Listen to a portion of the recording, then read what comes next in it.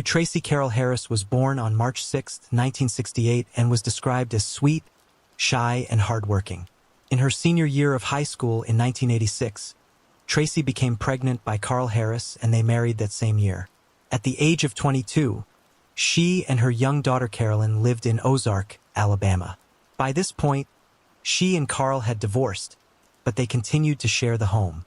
Tracy waitressed at a local restaurant and Carl worked at a nearby supermarket. On March 7, 1990, Carl dropped Tracy off at their house and headed to work.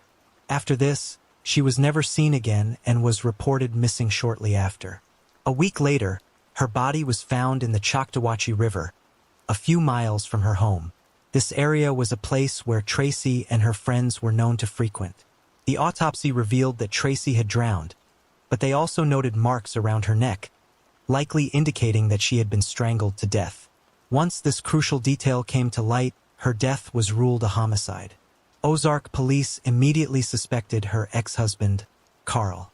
About 14 different people came forward and said they had witnessed domestic violence between Tracy and Carl. However, Carl denied ever laying his hands on Tracy. At the time, Carl allegedly had a 17-year-old girlfriend who claimed that he said he couldn't marry her because if he left Tracy, he would have to pay child support. Despite Carl being a strong suspect, no arrest was made and the case went cold. After her death, Tracy's mother adopted Carolyn. Soon after, they left Ozark and moved to Texas, hoping to start over. Carolyn grew up being told by everyone how much her father had abused her mother and that he was likely responsible for her death. When she was 21, she finally decided to get in touch with Carl. The two met, but they never spoke about Tracy. She felt he would never tell her the truth, so she chose not to ask him any questions. When her grandmother died in 2015, Carolyn returned to Ozark for the funeral. Since she was back in town, she began asking people what they knew about Tracy and the investigation. She even spoke with the sheriff, who put her in touch with the Ozark Police Department. Around this same time, the cold case unit reopened the investigation, and all these years later, the number one suspect had not changed. The following year, on September 13, 2016, Carl was arrested for her murder despite no concrete evidence linking him to her death, and the trial date was set for January 2020. Within a week of the trial, the lead detective began going through old witness reports and came across a statement from 1990 that had not been followed up on. Tracy's close friend, Dawn Beasley, who had lived with the couple at one point, gave investigators details early on in the investigation about the abuse she had witnessed. Dawn said she got a first-hand glimpse into Tracy's family life and said what she witnessed was very disturbing. Dawn said she and her fiancé moved out because of Carl's violent temper and the constant fighting. Strangely, after tracking Dawn down, she refused to testify against Carl. She no longer wanted to cooperate or have anything to do with the case. However, after being subpoenaed, she finally told a secret that she had held for all these years. She knew who the killer was, and in a shocking twist, it wasn't Carl. Dawn said that on the night of March 7, 1990, when Tracy went missing, her fiancé, Jeff, had come home and woke up Tracy in the middle of the night. He said that he had gone to Carl's to talk to him, but he wasn't there, so he spoke to Tracy instead. He said he tried to talk her into leaving Carl, but she became angry. He claimed this led to a physical altercation and he accidentally killed her. After she was dead, he took her to the river because he didn't want anyone to come home and find her body. Dawn says she told Jeff they needed to go to the police, but he insisted they keep quiet. She says she was torn between getting her friend justice or keeping quiet, but even after the divorce, she remained silent. Dawn said she was honest when police questioned her after Tracy's body was found and described seeing Carl grab Tracy by the throat and threaten to kill her. She said all that was true, but claimed she never technically lied because they never asked her who she thought had killed Tracy. While Ozark police questioned Dawn, they never got a statement from Jeff. Even after Jeff was arrested again in 1991 for burglary and spent 5 years in prison, Dawn kept the secret, wanting her family life to be normal when he got out. Dawn says that eventually Jeff became abusive, and after 13 years of marriage and 4 children together, they divorced. And as time went on, she thought of how to tell authorities, but could never get the courage until she was forced to do so. Jeff Beasley was never on investigators' radar, but they did remember something from that trip to the river where Tracy's body was found. While looking under the bridge, they saw the name Beasley Spray painted in large letters. Carl's trial was then put on hold just days before it was set to begin. Police then tracked Jeff down, who was still living in Ozark, working as a trucker, and brought him in for questioning. It took a 4-hour interrogation to finally break Jeff and have him confess to Tracy's murder. He claimed that he and Tracy were having an affair and went down to the river where they were wading in the water. She said she was leaving Carl and wanted him to leave Dawn. When he refused, she threatened to tell Dawn. However, this didn't make any sense to investigators because those who knew Tracy said she was terrified of the water, and even when they all hung out at the river, she never got in. Also, those closest to her said they don't believe Tracy would have ever had an affair. Carl had unfortunately spent the last 3 years behind bars awaiting trial. After Jeff's confession, prosecutors immediately dropped the charges against him and he was released from prison. He then sued the city of Ozark for $6 million in damages. However, a judge ruled that despite the seriousness of the situation, Carl's constitutional rights had not been violated and also dismissed claims that he was a victim of malicious prosecution. In the end, Jeff Beasley pleaded guilty and was sentenced to 30 years in prison. On May 3, 1975, a farmer found the remains of a female floating in the Nation River near Highway 417 in Castleman, Ontario. She was found wearing a navy blue, long-sleeved bodysuit and her nails were painted pink. She had an appendix scar, webbed toes, and partial upper and lower dentures. The body was wrapped in scraps of cloth, towels, and rags, and an autopsy determined that she had been strangled with a television coaxial cable while her wrists and ankles were bound with a man's neckties. The police found blood on the bridge and speculated she was thrown into the river from the eastbound lanes of the Highway 417 bridge. It was estimated that she had been in the water a few months, maybe since the later summer of 1974, before ultimately being found. Unable to determine her identity, she became known as the Nation River Lady. Authorities sent photos of her unique dentures to nearby dentists to see if they recognized it.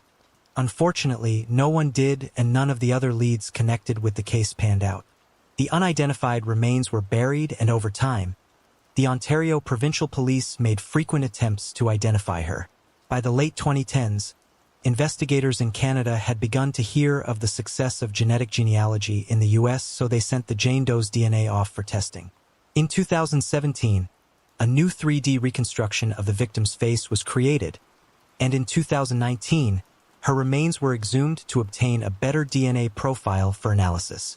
Finally, in 2020, 48 years after her body was discovered, the DNA Doe Project was able to use genetic genealogy to identify her as Jewel Langford.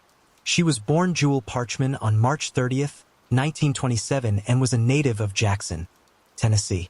She came from a family of 7 and grew up on a farm. Jewel, who went by the nickname Lala, would later marry Atlas Langford.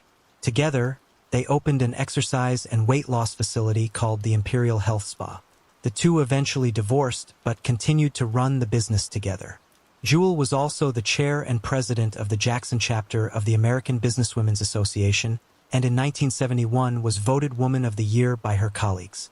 In 1975, Jewel decided to take a trip to Montreal, Canada, but would never return. When Atlas learned of her disappearance, he rallied with her family in Tennessee to search for her after reporting her missing. Sadly, they found no trace of Jewel and her case slowly went cold. Several years after her disappearance, she was declared legally dead and her family placed a headstone for her in a garden in Tennessee that read, "Missing but not forgotten." The story doesn't end here because, shockingly, after all this time, investigators had a prime suspect in her case, 81-year-old Rodney Nichols. Rodney was a former resident of Montreal and is said to have known Jewel at the time of her death, although their exact relationship is unclear. Rodney was a well-known rugby player among fans of the sport in Montreal, mainly among the English-speaking community in the city's western portion. At the time of his arrest, Rodney was living in Hollywood, Florida, and is now awaiting extradition back to Canada to face murder charges. This became Canada's first case where forensic genealogy was used to identify human remains. Lubica Topics was born on April 7, 1965, and as an infant, her family moved from Yugoslavia to Droward Road in Windsor, Ontario, Canada, which borders Detroit, Michigan. On the evening of Friday, May 14, 1971, 6-year-old Lubica and her 8-year-old brother Michael were playing with several other kids in a parking lot behind their home when a man came from the restaurant across the street and approached the kids. He then offered Lubica $8 to do a job for him, which was a lot of money in 1971, especially for a child. The man also gave her big brother a dime to go ride his bike in the other direction. He last saw his sister between 8:30 and 9 p.m. walking hand in hand with the stranger. Michael went straight home to tell his mother what happened. She hurried to the abandoned lot, but Lubica and the man were long gone. So she flagged down a police officer to tell him that her daughter had been kidnapped. Soon, over 150 volunteers and police were on the streets looking for her. Tragically, a few hours later, at around 1 a.m. the next morning, an officer scanning yards with a flashlight found her deceased body behind a home at 1690 Hickory Road. The killer had left Lubica's battered body near a garage near the back alley gate. Her teeth were smashed. Her leg was broken. She had been sexually assaulted. Other DNA evidence was also collected at this time, which was unheard of and very forward-thinking of the forensic team at the time. Her brother, Michael, described the man as appearing to be in his teens or early 20s with a thin face, slender build, blonde hair, standing nearly 6 feet tall. Unfortunately, Lubica's case would go unsolved for the next 48 years. The case was reopened 6 times since the 1970s with hundreds of leads from across North America, but they never led to a suspect. In 2015, DNA from the crime scene was entered into Cody's, but there were no matches. In 2016, Parabon Nanolabs conducted phenotyping to create composite images of the suspect using the DNA evidence recovered from the crime scene. A genetic genealogist then got to work narrowing down the list of potential suspects. Finally, in December 2019, the Windsor police announced they had identified Lubica's killer but wouldn't release his name.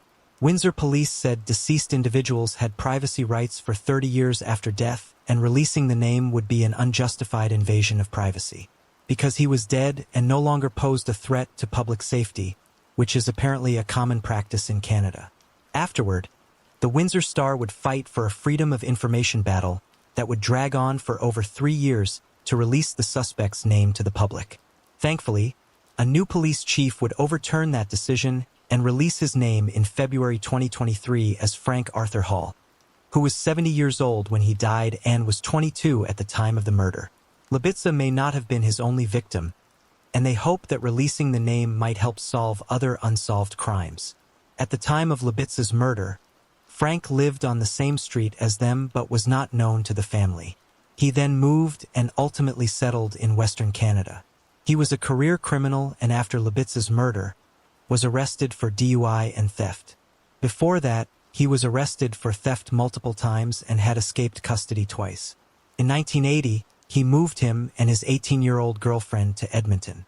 Some web sleuthers speculate that he may have also been responsible for the disappearance of Tanya Merrill in January of 1983 from Grubner Elementary School in Edmonton, Alberta, Canada. She was also 6 years old when she went missing, the same as Lubica. Interestingly, Frank's kids went to the same school as Tanya. Age of 30, Desiree Thompson was a mother of 4 living in California City, California with her husband Edward Gibson. On January 7, 2012, Desiree called her mother Sherry Smith and told her that Edward had kicked in their door and threatened her with a gun. She explained that she was able to barricade herself inside and call the police, and Edward fled. Her mother arrived at the home, and after talking to Desiree decided to leave and spend a couple of hours with some friends. Around 8:30 p.m., Desiree called her mother from a friend's home and told her she was leaving for her apartment and would call her when she arrived. Her mother had no way of knowing this would be the last time she would ever talk to her daughter again. After leaving her friend's home, she stopped by a local market and was never seen again. Her husband was a person of interest because they had a history of domestic violence and because of his threats earlier that day. However, after he fled, there was no evidence that he showed back up. Sadly, Desiree would remain missing for the next 10 years. During this time, her name was entered into a missing persons database and swabs were collected from the family to create a DNA profile. Each year, on the anniversary of her disappearance, Sherry would post on social media about her daughter. She continued to contact news media, ensuring Desiree's name was never forgotten. Eventually, this sparked a memory from what would become a key witness in the case. On the 10th anniversary of her daughter's disappearance, Sherry shared another post asking for information. A man told police he burst into tears and became overwhelmed with guilt when he read the post asking for information on Desiree's disappearance. He was pretty sure he knew what had happened to her and decided he could no longer remain silent. The man and his father came forward and said that Jose Lara was a man they had met through church. On weekends, they would all get together and play soccer or pool and have a few drinks. During one of those get-togethers, a visibly drunk Jose shared a disturbing story. Jose said that years ago, he attended a Diablo party in California City where everyone wore black. Some had costumes with horns and sported mohawk haircuts. Interestingly, the description of Desiree was similar to Jose's description of the woman in his story. He said that he went to the party on the night of January 7, 2012, but was asked to leave after being pushed around by a couple of individuals. He said he was angry and went home, but got back in his pickup truck and returned seeking revenge. At this point, Jose said he didn't care who it was, but he was going to take his anger out on someone. So he pulled up next to a woman who turned out to be Desiree, walking on the side of the road, and convinced her to come home with him. After arriving, he told her to grab a beer from his refrigerator. He then slammed her head against the fridge before stabbing her to death and desecrating her remains. Jose even told them where he buried the body. After hearing the story, the guy and his father went to the police with the information. Authorities then got a search warrant and went to Jose's prior home in the 20,300 block of 86th Street in California City. After digging up the spot where Jose claimed to bury the body, they found Desiree's burned remains and subsequently arrested him for her murder. In May 2023, Jose Lara was convicted and sentenced to 25 years in prison. During 6 months in 1990, 4 women went missing in St. Louis, Missouri, who had ties to a section of Cherokee Street dubbed the Stroll, known for prostitution. A serial murderer known as the Package Killer began abducting sex workers in South City, killing them and leaving their bodies in containers for authorities to find. On March 26, 1990, 18-year-old Robin Mahan's body was found stuffed between 2 mattresses.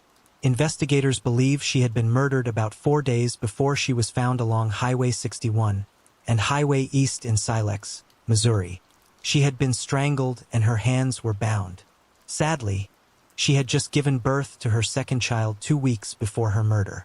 Donna Reitmeyer had her first child when she was 15 years old and married the child's father, a 17-year-old man she met at Roosevelt High School.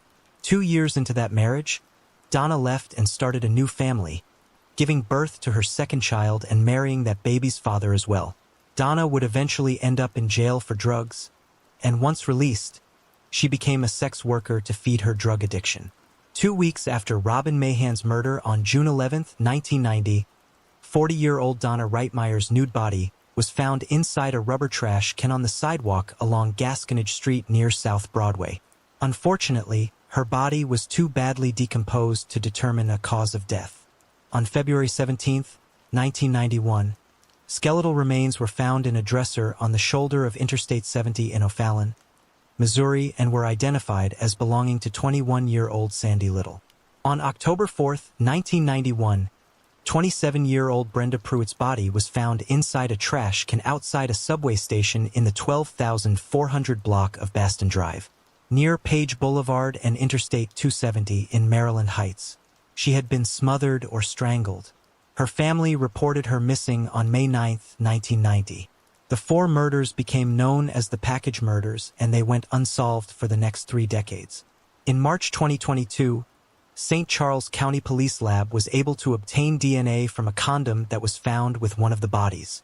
After uploading the DNA to Cody's, it matched to a man named Gary Randall Muehlberg, who was already serving life in prison for murder. After being interviewed, he confessed to the murders, including a Jane Doe whose identity remains unknown. Muehlberg claimed that he had picked up the Jane Doe in his car in South St. Louis sometime in 1990 or 1991. He could not recall the order in which he had killed his victims, but remembered that he had kept this particular victim's remains in his basement for the longest period. He originally used an oversized cardboard box for storage, but due to decomposition, he switched to using steel barrels. He then claimed that he dumped the barrel near a self-service car wash just outside Berkeley, Missouri. However, no police report or documentation has ever been found about a body being discovered at a car wash in that area.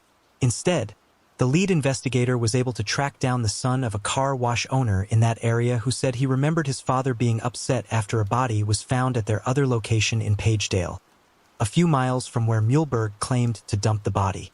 A former Pagedale officer also told an investigator he remembered a body was found there but didn't remember what happened after it was discovered. On February 8, 1993, Kenneth Doc Atchison went missing after going to Muehlberg's house with $6,000 cash to purchase a 1989 Cadillac Fleetwood he had advertised for sale. The two men were acquaintances and Doc's family reported him missing. His remains were discovered in a makeshift coffin inside Muehlberg's house. After his body was found, Muehlberg was arrested at a friend's house in Wayne County, Illinois. At his trial, Muehlberg's attorneys tried to claim he was framed for the murder by drug dealers who owned a construction company for which Muehlberg had worked. However, Ron Salikas testified that Muehlberg asked him to go to his house and move a box for him. Once there, the man testified he found a box with a man's foot sticking out one end and didn't know what to do. He had supposedly been offered a 1984 Mercury Cougar in exchange for the job, but Ron declined. He said he didn't tell anyone, fearing he would be blamed for the man's murder. Muehlberg was convicted of Doc's murder in 1995 and has remained behind bars since then. Muehlberg was born in 1949 in St. Louis. After graduating from school in 1968, he and his older brother Ronald were drafted into the Army to fight in Vietnam. Muehlberg did not see combat and was stationed around various military bases on American soil. At the same time, his brother was killed in action on August 21, 1968, during one of the battles in the Mekong Delta.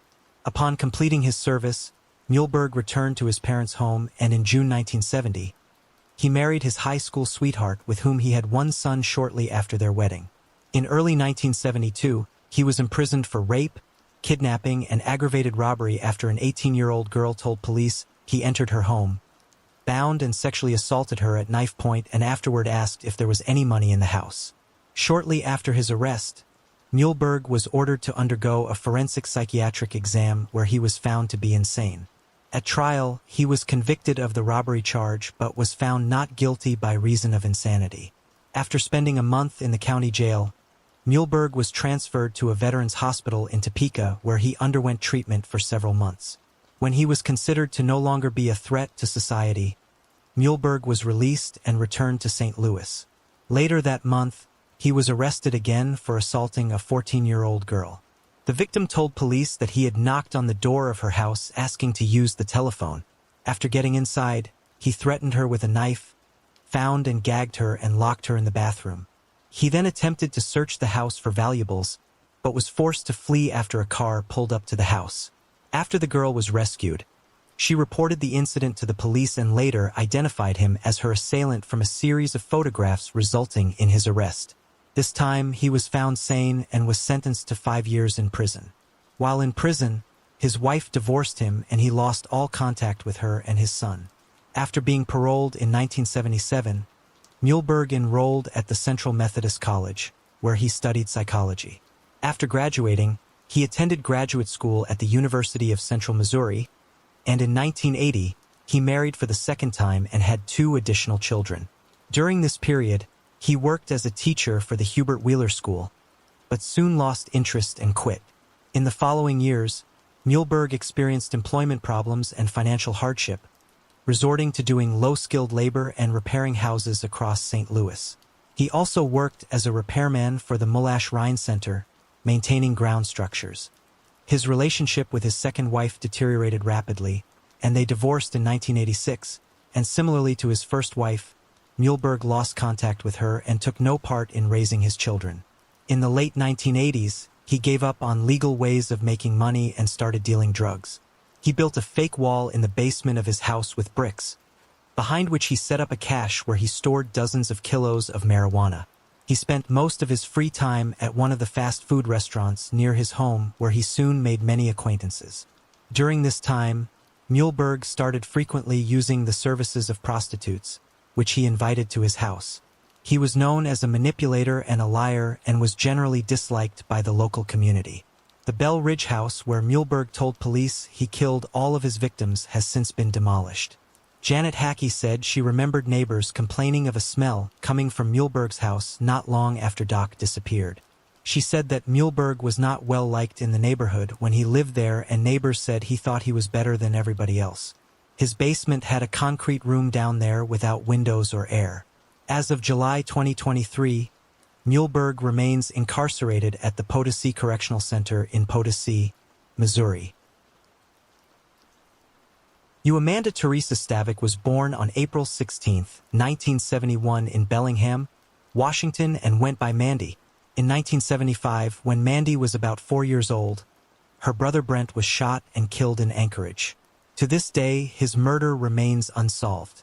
Mandy's family later moved to Acme, Washington, where she attended Mount Baker High School. Mandy was at the top of her class, a cheerleader and a basketball player, and dreamed of becoming an airline pilot one day. In 1989, after graduating high school, 18-year-old Mandy enrolled at Central Washington University. That November, she returned to Acme to spend Thanksgiving with her family. On Friday, November 27, 1989, the day after Thanksgiving, Mandy went for a jog with her German Shepherd dog Kyra on her usual route. Normally, her mother Mary would bike alongside her, but that day she decided not to go, and Mandy left the house around 2:30 p.m. Her route was along the street where their house was on the dead-end, Strand Road, and then she would run to the Nooksack River and then back. A delivery man by the name of David Cracker saw Mandy run past his van on Strand Road. She had already reached the end of her jog and was heading back toward her parents' home. Mandy's brother Lee was at a friend's house on Strand Road, and he also saw Mandy run past on her way back. After this, she was never seen alive again. Her family became worried when Kyra showed up on the doorstep without Mandy. They notified the police and a search began. 2 days after she disappeared, a search and rescue team found a pair of green sweatpants on the side of the road. Mary was brought in and identified the sweatpants as belonging to her daughter. Then Detective Ron Peterson was checking the Nooksack River and discovered Mandy's body. She had been sexually assaulted and murdered and was found only wearing her pink running shoes. Investigators believe the suspect most likely pulled up in a vehicle beside Mandy and pointed a gun at her. After the sexual assault, they believe she tried to escape due to the scratches on her arms and legs, which looked like they came from blackberry bushes. They believe the suspect caught up with her, hit her over the head, and then threw her body into the river where she ultimately drowned. David Cracker, the delivery driver, told investigators that he saw a truck close behind Mandy. He said there were 2 30-year-olds inside the truck. Another man was seen near where she went missing, and police were able to generate a sketch of him. An early suspect was the man Mandy had been dating on and off again for the last 3 years, named Rick Zander. However, since they had DNA from the suspect, recovered from Mandy's remains, he was quickly ruled out along with 30 other local men who voluntarily provided their DNA. Unfortunately, with leads and tips drying up, the case would go cold and remain that way for the next 25 years. Then in June 2013, the case would break wide open after an innocent conversation between 2 women. Heather Backstrom and Mary Lee Anderson, 2 mothers who had grown up in Acme, were at a water park with their children. The 2 women barely knew each other, but they ended up striking up a conversation. They got on the topic of Mandy's death, which was still well known in the small town, when all of a sudden Heather tells Mary Lee that she knows who the killer is. Shockingly, Mary Lee responds that she also knows who murdered Mandy. They were both accusing the same man, Timothy Bass, who attended Mount Baker High School with Heather, Marilee, and even Mandy. While the two women didn't know each other, they both had strange encounters with Tim. According to Heather, when she was 15 and Tim was 22, she sat next to him in a friend's truck after a softball game heading to Dairy Queen. Tim began aggressively flirting with her, making her very uncomfortable. After the incident, she made a point to stay away from him. As for Marilee, she recalled that one night in 1991 when Tim, a friend of her husband, came over under the guise of needing to use the telephone while her husband wasn't home. But when he dialed the number, Marilee could hear the sound of a disconnected number. Tim then found Marilee in her bedroom and declared his love for her before asking her to have sex with him. Panicked, Marilee ordered him to leave, which he did only after she threatened to call the police. The two women had kept these stories from the police for all these years, but now together they knew it was time. By this point, Tim was married with 3 kids. Despite living less than 5 minutes from Mandy at the time of the murder, he claimed to have barely known her and refused to give investigators his DNA. Now that investigators had the women's stories, they reached out to Tim's boss, Kim Wagner, for help in obtaining his DNA. She watched Tim closely and waited for him to discard a cup or even a can. Eventually, her efforts would pay off because 3 months later, she was able to obtain a plastic cup and a Coke can that Tim had used. The DNA results matched the DNA found on Mandy's body. Oh, he was never a suspect, and 6 weeks after Mandy's murder, Tim married Gina Malone and moved out of the area. Even though he lived a few minutes from Mandy, he was never considered a suspect because investigators believed he came from a good family. When police tracked him down, he was living 20 minutes away in Everson, Washington, and was still married to Gina. On December 12, 2017, 28 years after Mandy's body was found, Tim was arrested for her murder. When faced with the DNA evidence, pathetic Tim magically claimed that he and Mandy had been secret lovers around the time that she was murdered, and that's why his DNA was found on her. Tim's brother Tom testified that Tim had asked him to say he had a sexual relationship with Mandy, but Tom refused. Tom claimed that when Tim's girlfriend ended their relationship when he was in high school, Tim changed. He said Tim had a pistol in his bedroom that night and fired it into the air, and since that day he despised women. He also asked his mother to say that his father, who was dead, had murdered Mandy. Tim's lawyer stuck with the secret relationship defense, but the jury wasn't buying it, and convicted this loser to 27 years in prison. The reason he didn't get life was because he was not charged with premeditated murder. As of August 2023, the murder of her brother Brent remains unsolved. Joseph DeMare, who went by Joe, grew up in Boston where he and his younger brothers began selling produce from push carts. The business would take off, growing into a successful company both domestically and internationally. Later in life, after losing his wife to cancer, Joe remarried a younger woman named Frances DeMare, and she became the stepmother to his 4 children. At the age of 53, Joe lived on Keystone Island in Miami, Florida, and was still running his successful food processing business. In March of 1961, Joe traveled to visit family in Boston. There, he told them his plan to file for divorce from Frances. 1 week later, around 7:15 p.m. on March 24, 1961, he and Frances were on their way to Mike Gordon's restaurant when a strange series of events would occur. Suddenly, a gas station attendant at Sam's Causeway 66 noticed a woman running barefoot toward him. When she got close enough, she asked for help and said she had pulled up to the Causeway Bayshore intersection and 2 armed men had hopped into the back seat. She said Joe asked them what they wanted and they replied, money. She said that after forcing her to drive into a vacant lot at gunpoint, one man smashed Joe's face and then pistol whipped her until she blacked out. When she regained consciousness, she claimed her husband was dead. When the police arrived, they found Joe shot to death in the passenger seat of his Cadillac Fleetwood sedan. The car was located nearby San Sauci Estates in an undeveloped residential area adjacent to the Keystone Islands in North Miami. Investigators doubted Frances's story, especially since Joe's gold ring and diamond cufflinks were not taken. However, Frances claimed instead that the killers took $5,000 worth of jewelry, and called her husband Frank instead of Joe. However, two men fishing about 200 yards east of where the car was found said they heard nothing, not even gunshots. Unfortunately, with investigators having no hard evidence against Francis and having no other suspects, the case would go unsolved for 62 years. At one point, investigators were looking into the possibility that a Massachusetts gangster had murdered Joe. But this theory never panned out. Joe's son Richard DeMari, 21 at the time of his father's death, first suspected Francis of the murder on the day of the funeral. Despite her story, his stepmother appeared entirely unharmed.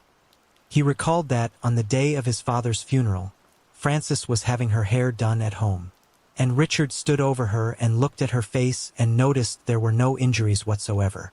He even told the police his suspicions about Francis. Still, they denied the possibility despite finding no scrapings on Francis' feet, even though she claimed to have run barefoot through some bushes. Also, her shoes were neatly placed next to the couple's car. They also questioned the person she encountered, the gas station attendant Norman Logan, who told investigators that she never once mentioned that her husband was shot. Right after the funeral, Richard said his stepmother gave him and his 3 siblings, including his 9-year-old sister, 24 hours to vacate the family's home. It was suspected that Joe informed Francis of his intentions that day or the night before he was murdered. He had created a new version of his will that stipulated that Francis, who was living on and off again in Ohio, had to live in their shared Florida home in order to collect her inheritance. It's theorized that she was concerned she wouldn't receive the money if she chose not to live in the home.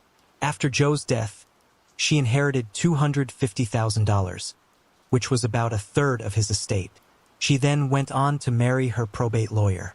In 2015, Richard asked Paul Novak, a South Florida attorney who was known for sleuthing cold cases, to investigate his father's murder. This led to Francis finally being investigated. However, Francis had died in 2006 at the age of 82. Detectives then determined that Joe had actually been shot in the couple's garage before they left for dinner that night. They even found a trail of blood leading from the couple's home to the empty lot where the car was found. The gun was never found, but detectives believe she tossed it over a bridge they had to drive over that night. However, Richard had something that would break the case wide open. Back in 1961, Richard had used a gun that Joe had purchased for Francis months before his father's death. He shot it into the pool and recovered the casing and kept it for all these years. The firearm unit was then able to match that casing to the 2 casings recovered from the Cadillac in 1961. A box of ammunition of the same brand and caliber was found right after the murder in the glove compartment of Francis's other car, a Cadillac convertible. This proved that all 3 casings came from the same gun, a .25 caliber SATA, and gave them the smoking gun they were finally looking for.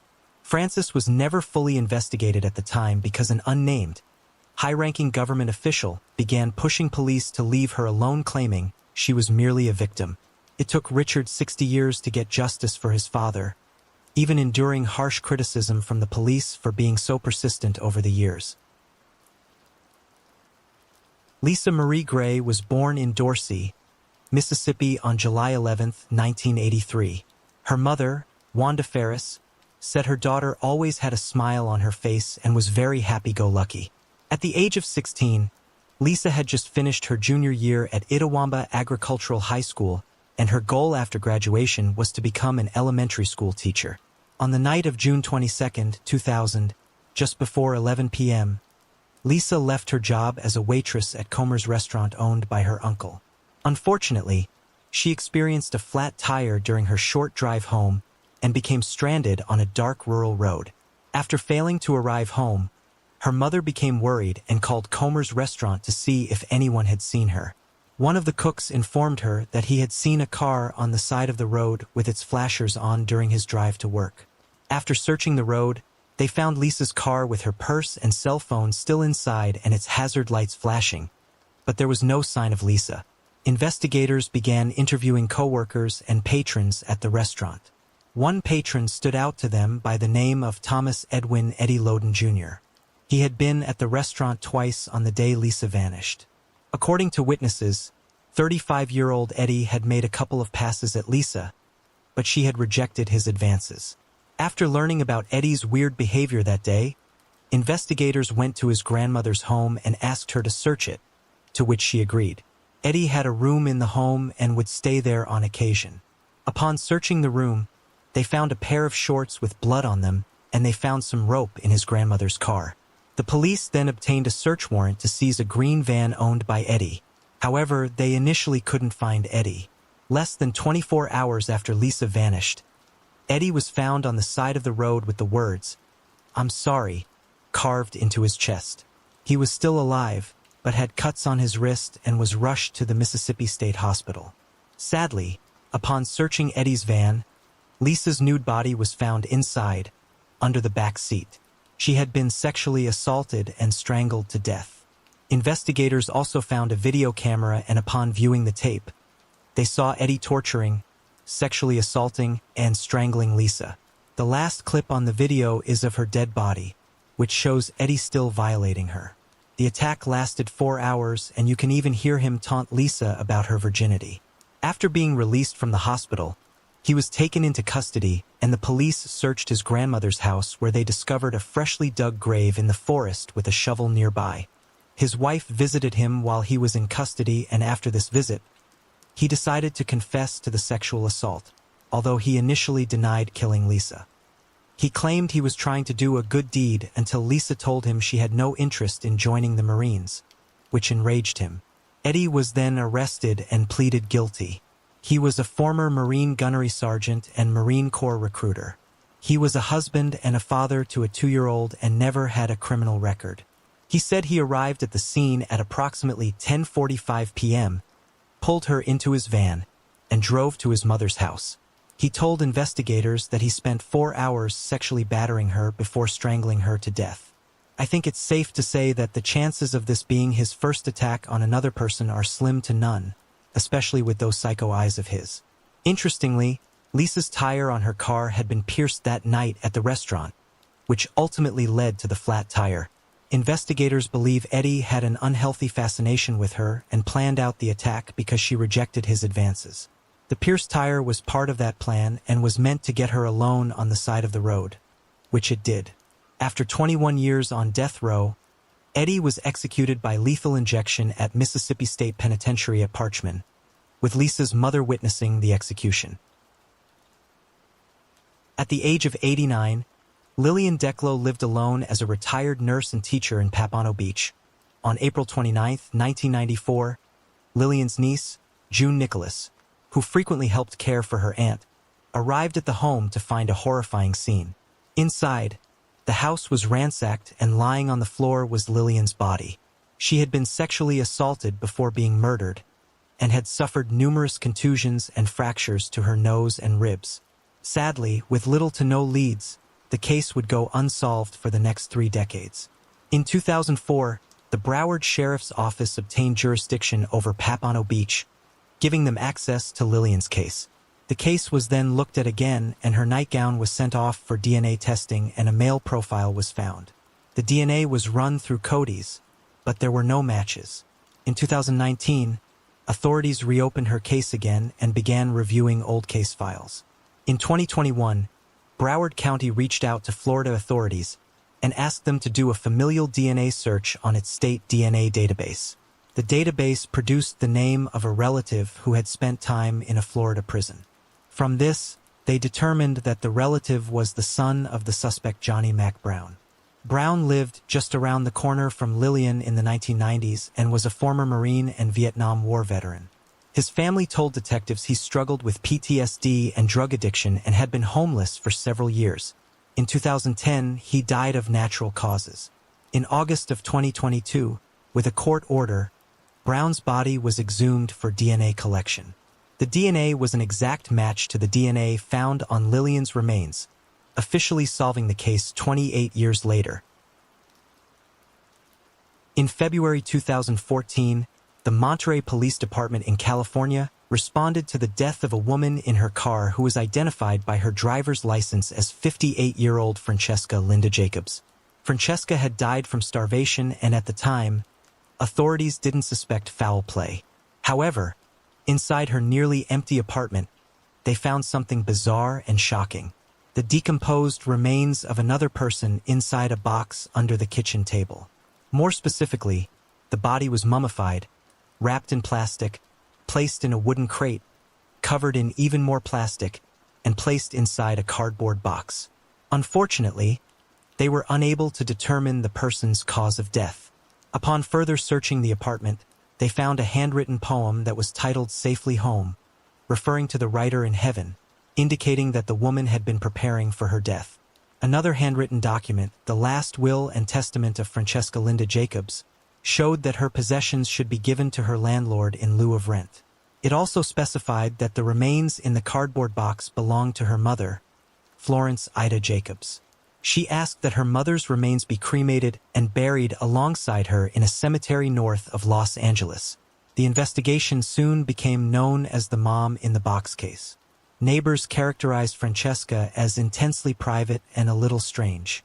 Neither her neighbors nor her landlord had stepped foot in the apartment since she moved in 12 years earlier, and they definitely had no clue that a body was being stored in the kitchen. It wasn't long before investigators were noticing some oddities in the case, such as Francesca appearing older than the age on her driver's license. Also, records about her life only began in the 1990s, and almost no records could be located for her mother Florence. In late 2022, genetic samples from both women were sent to the private Othram lab in Texas, and the results would surprise investigators. The results showed that Francesca was actually Linda Ray Jacobs, born in 1942, not 1955. Also, the woman in the box was indeed her mother, Ida Florence Jacobs. From this, they were able to track down an ex-husband who said the mother and daughter had a very strange and unusual bond. While investigators don't believe foul play is involved in either death, they are still unsure why Florence was left in a box in the kitchen or why Francesca assumed a new name. I know this isn't exactly a true crime case, but I still found it interesting enough to share. Brandon Michael Chiklis was born on July 24, 1997 in Lowell, Massachusetts to Paul Chiklis and Tricia. He was described as a trustworthy and loyal individual with a heart of gold. He was a member of the ROTC at the Monty Tech High School and graduated in 2015. He enjoyed the outdoors and spent 10 years as a member of the Boy Scouts, achieving the rank of Life Scout with Troop 41 in Fitchburg. While in high school, he met and later began dating Julia Enright, a small-town girl with a desire to become a doctor. By the age of 20, Brandon was working at a local HVAC company. Then on June 23, 2018, he left Westminster, Massachusetts to visit his father in Windham, New Hampshire, but strangely never arrived. By the next day, when there was still no sign of him, his family reported him missing. A week later, his 2010 gray Honda Civic was found in the parking lot of a Hannaford supermarket in Ring, New Hampshire, with the keys inside and the doors unlocked. Then, over 2 weeks later, on July 10, 2018, his body was found by a jogger about 6 miles from where his car had been found. His remains were wrapped in a blanket and 2 dark trash bags that were duct-taped. The medical examiner used dental records to identify him and found numerous stab wounds on his body, ruling his death a homicide. State police detectives obtained call detail records for his cell phone, and it placed him at the Enrights' home in Ashburnham from 11:30 a.m. to 3 p.m. on June 23, 2018, and that's where his phone activity ceased. Investigators then asked Julia to come in for questioning, which she did on July 13, 2018.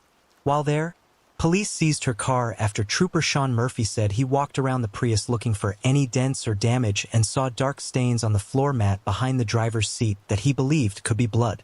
A briefcase or computer bag was also seen in the back seat. Police later obtained a search warrant for the vehicle. Samples of the stains were sent for testing and positively identified as blood. The samples were then sent for DNA testing and matched Brandon's DNA. They then got a search warrant for the Enright home, and what they found shocked everyone. Inside a treehouse on the property were numerous documents, notebooks, and business cards that showed Julia was a dominatrix who was paid by men to participate in activities related to BDSM. The treehouse had even been fitted with restraints. They also strangely found a new rug in the treehouse. When it was removed, they found blood that had seeped down through the floorboards. There was also blood on the stairs and under the treehouse. During questioning by the police, Julia initially provided varying accounts of what had occurred on the day in question, before finally admitting that Brandon had been to her house on the day he disappeared. She said they smoked cannabis and drank alcohol before being intimate in his car. When asked about the treehouse, she said she had brought friends there in the past, but denied being in there that day with Brandon.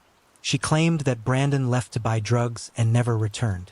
However, the blood from the treehouse, just like her Prius, belonged to Brandon. Investigators determined that she had lured Brandon to the property with the promise of a hookup, but instead killed him to please her lover, Jonathan Linda. She was then arrested and charged with first-degree murder. Her boyfriend, Linda, was also arrested. Investigators would eventually learn that she had restrained Brandon in the treehouse with the new restraints and then stabbed him to death. Turns out that Julia had an obsession with dead things and even collected roadkill to make ball art. This is also why she wanted to become a doctor, because she loved human anatomy. They also found journal entries where she said she fantasized about killing people. There was also a note that indicated that she wanted to cure the world of overpopulation. Julia was asked about the notes and acknowledged writing them, but claimed they were for a creative writing class. Also written in her diary, she explained how she intentionally got pregnant to go to Planned Parenthood to try to steal or bribe an employee for a fetus specimen for her collection. At trial, her boyfriend, Jonathan Lind, testified that they would cut each other and spread blood over their bodies during sex. He said the treehouse had to be cleaned and the carpet replaced because he defecated on the floor during one of their encounters. Surveillance footage captured Julia at a Home Depot store buying carpet on June 26, 2018. In the end, she was found guilty of second-degree murder and sentenced to life in prison with a chance of parole after 25 years. At John Len's trial, Brandon's mother testified that Len could have revealed the location of Brandon's remains during those 17 days he was missing and argued he should receive the maximum perjury sentence of 20 years.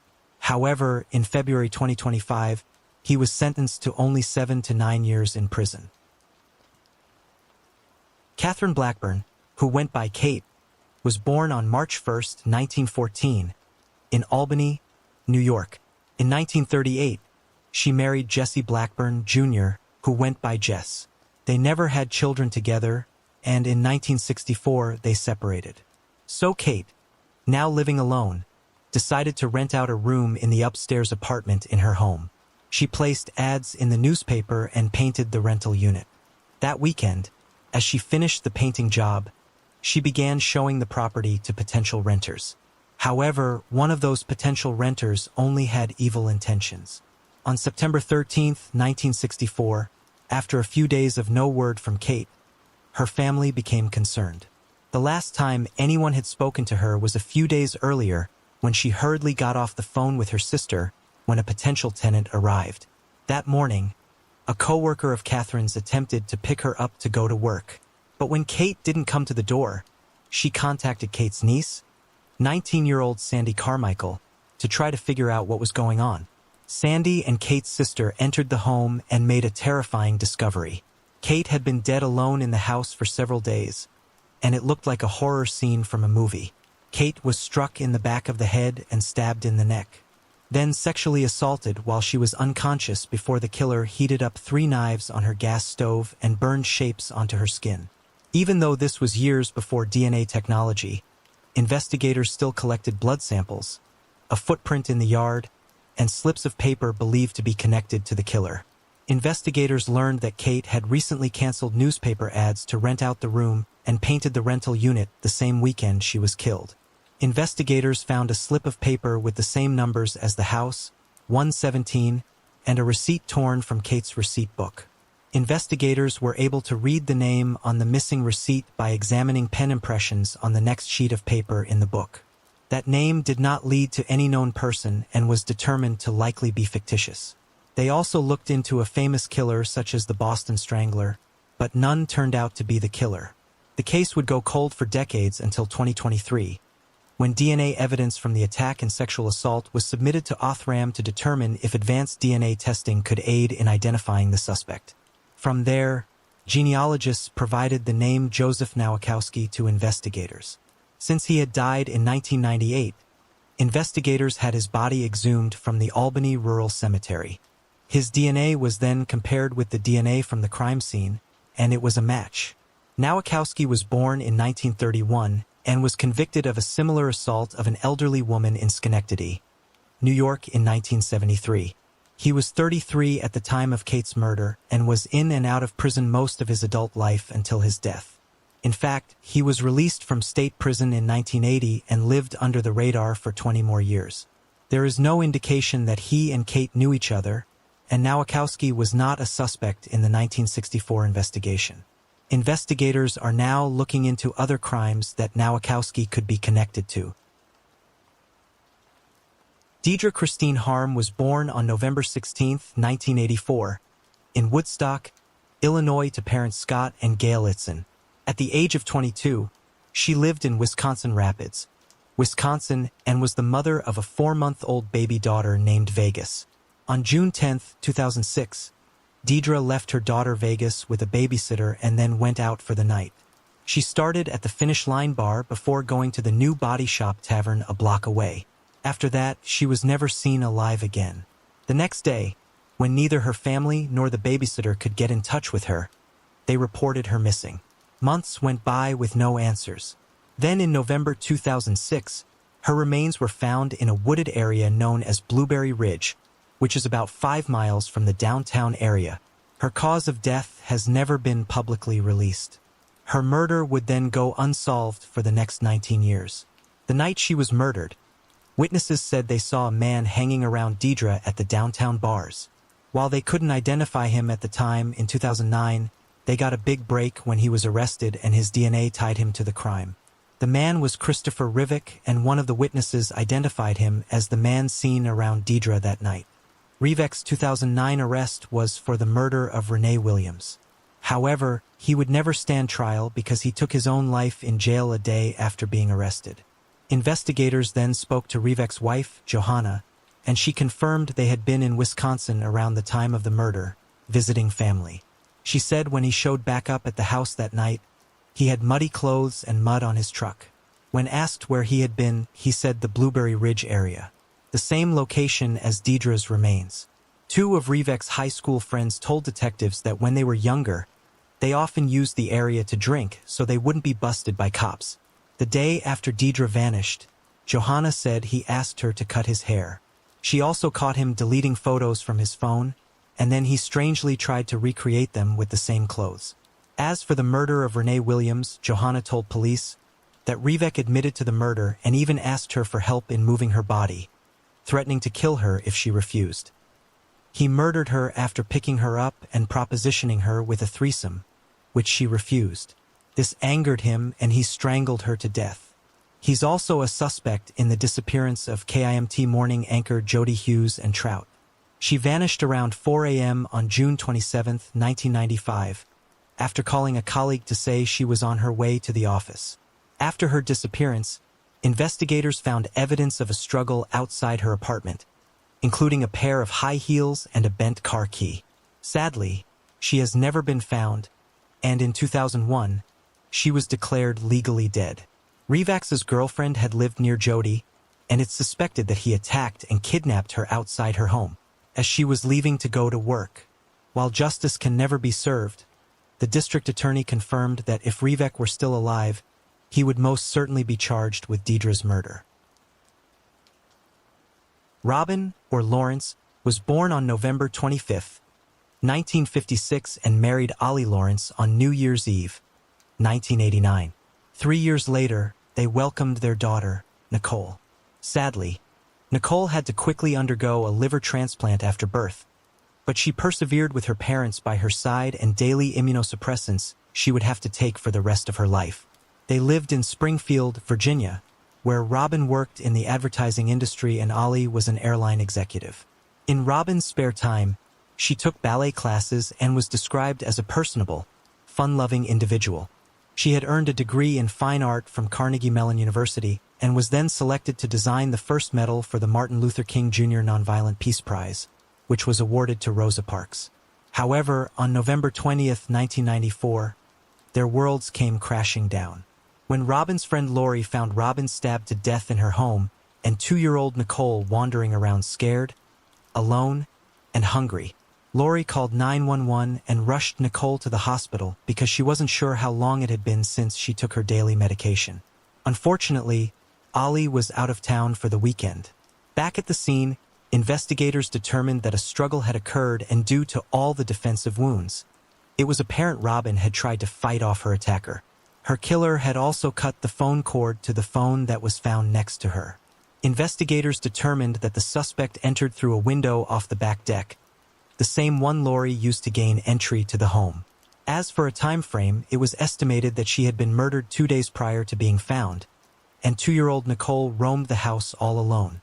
During that time, she had tried to use tissues to clean the blood off her mother and had brought all of her empty baby bottles and laid them next to her. Everyone was at a loss as to who could have committed this heinous crime. Robbery didn't appear to be the motive because the cash and jewelry in the bedroom were all left behind. To investigators, this meant that she was likely the target and killed by someone she knew. Ali was questioned, and while he was cooperative, investigators learned some damning information. He had been having an affair with a colleague. This immediately shot him to the top of the suspect list. However, the business trip had been to the Bahamas, and it would have been impossible for him to commit the crime. Investigators even flew to the Bahamas to confirm his alibi. Detectives also interviewed Ali's lover, but found no evidence she was involved. As Robin's family mourned her death, investigators pieced together a timeline and determined that the last time anyone had heard from Robin was around 6 p.m. on Friday, November 18th, and they believe she was killed around 9:30-ish, with her body being discovered 2 days later. Investigators had little else to go on, since no fingerprints were found at the scene, but there was one thing that caught their eye. On the towel rod next to the sliding tub door was a washcloth, and he noticed a small dark stain on it. That stain turned out to be blood, and authorities extracted DNA from it. Multiple people close to the family, including Ali, were tested, but no one matched. The DNA was then uploaded to Cody's, but with no matches there either, the case stalled. Decades later, in 2019, investigators enlisted the help of Parabon Nanolabs. Their analysis showed Robin's killer likely had European ancestry, but tracing him through his relatives proved nearly impossible, as they were all so distantly related. That's when an amateur genealogist named Liz, who was also a volunteer with the police department, agreed to take on the case. Liz was given information on the killer's ethnicity, which included Irish, and was also given a list of over 1,000 fourth and fifth cousins who shared his DNA. In 2021, Parabon was asked to create a phenotyping sketch of Robin's killer. It was determined that the man likely had fair to very fair skin color, dark blue eyes, and a larger than average chin. However, no one in Robin's family recognized the person, including Ali. She eventually traced the man's ancestors to Canada. She continued to piece together the family tree and was eventually led to a man named Stephen Smirk. She provided the name to investigators who began looking into him, and soon discovered that he was a computer programmer in Niskayuna, New York, married to a defense attorney with 2 high school-age children, a nice house in the suburbs, and no more than a speeding ticket on his record. They were starting to think he may not be their guy until they found his yearbook photo that showed him at the age of 16, and it looked very similar to the phenotyping sketch. Smirk, now 52 years old, was visited at his home by investigators, who were hoping he would willingly provide them a sample of his DNA. And that's exactly what he did, even after they told him they were there from Virginia to talk about Robin Lawrence. During the visit, he strangely showed no expression, and investigators said his demeanor was very unusual. After collecting his DNA, investigators checked into their hotel, and not long after, they received a very unexpected call. It was Smirk, and he was ready to confess. He said he had gone to the Niskayuna Police Department to turn himself in, but the doors were locked. So the detective told him to call 911, which he did. On September 7, 2023, after he was taken into custody, Smirk began his confession. He first asked them to remind him of her name. He said he remembered she was black, but couldn't remember anything else. He said he was a serial killer and that the murder of Robin was intentional. and his only victim. However, investigators were skeptical of that claim. He told them that in November 1994, he was a 22-year-old soldier stationed at Fort Myer in Arlington, Virginia, and on the night of the murder, he had been drinking beer and taking ephedrine pills, which is a strong stimulant. He said something inside him had just always known that he was going to kill somebody someday, but he just didn't know who. He said it was hard to explain, but it was like an overbearing thought in his brain that he just had to do it. Smirk said he drove to Robin's neighborhood because he was familiar with the area, having visited friends who stayed in a house nearby. He said he didn't know her or even know who lived there.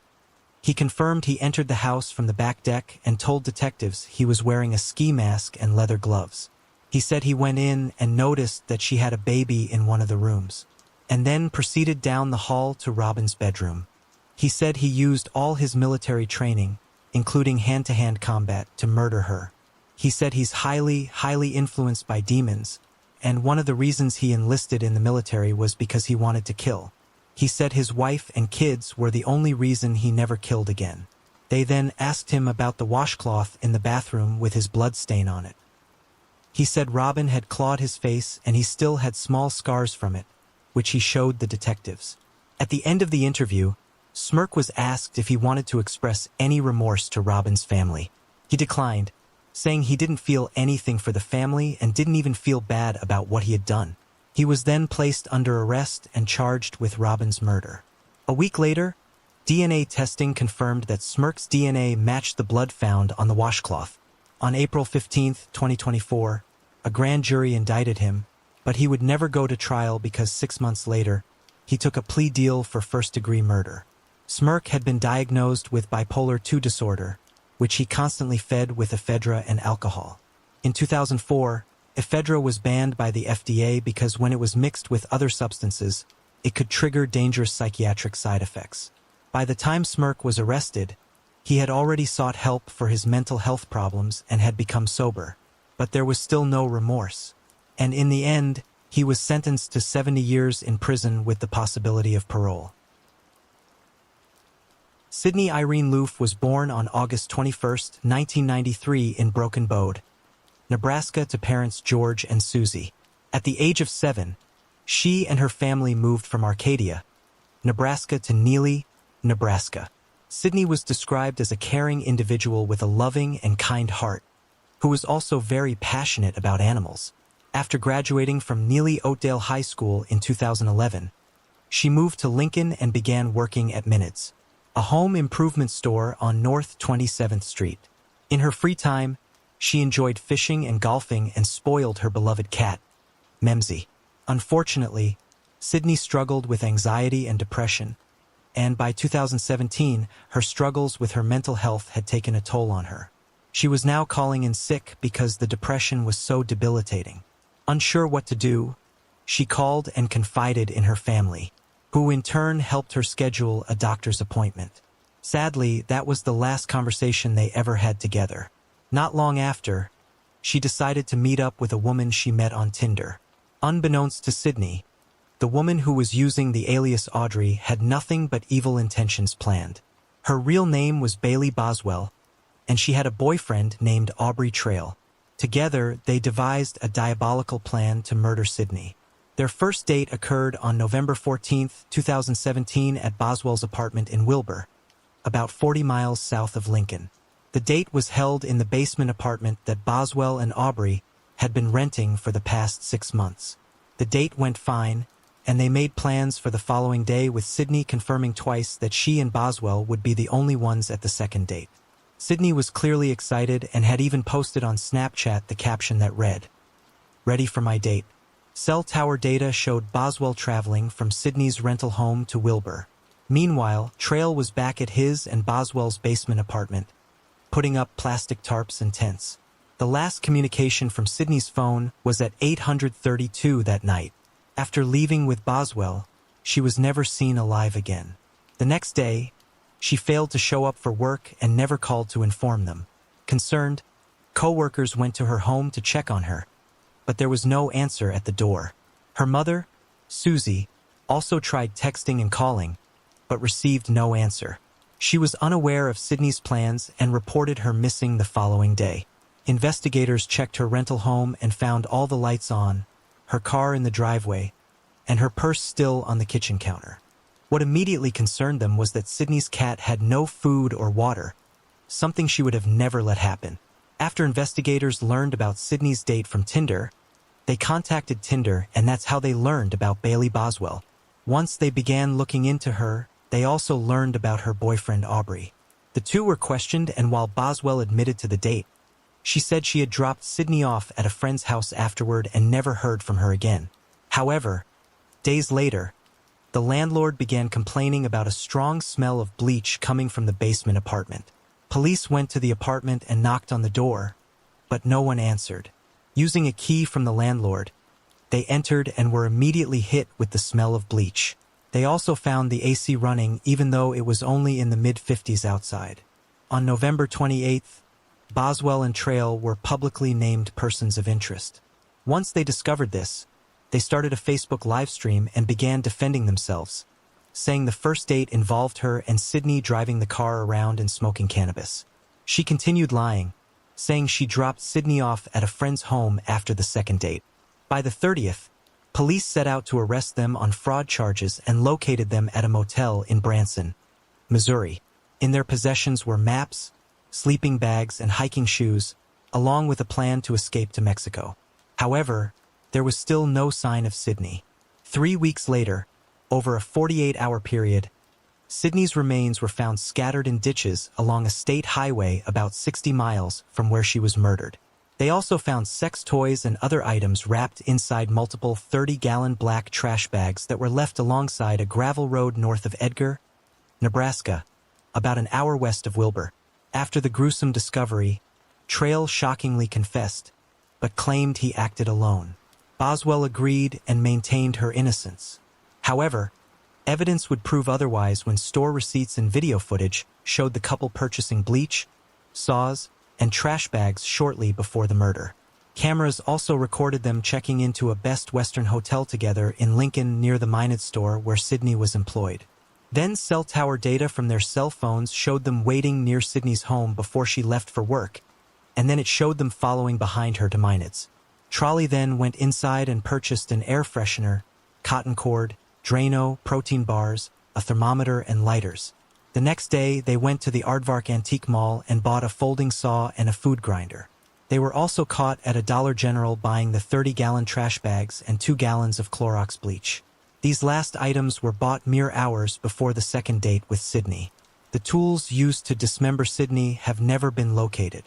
At some point, Trell tried to change his confession, telling the FBI that his job was to make movies for special kinds of kinks.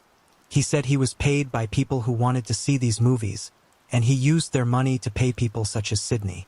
However, no proof of this was ever found. Investigators then received some very damning information. After Boswell and Trell were arrested, 3 women came forward and said they met Boswell on Tinder and were introduced to Trail. They spoke about the couple's desires to record victims as they tortured and killed them and said they planned to sell the videos. Trail told them he thought he could get $1 million for one of them. While in jail, the couple communicated via coded letters in order to get their stories straight, but those ciphers were easily decoded.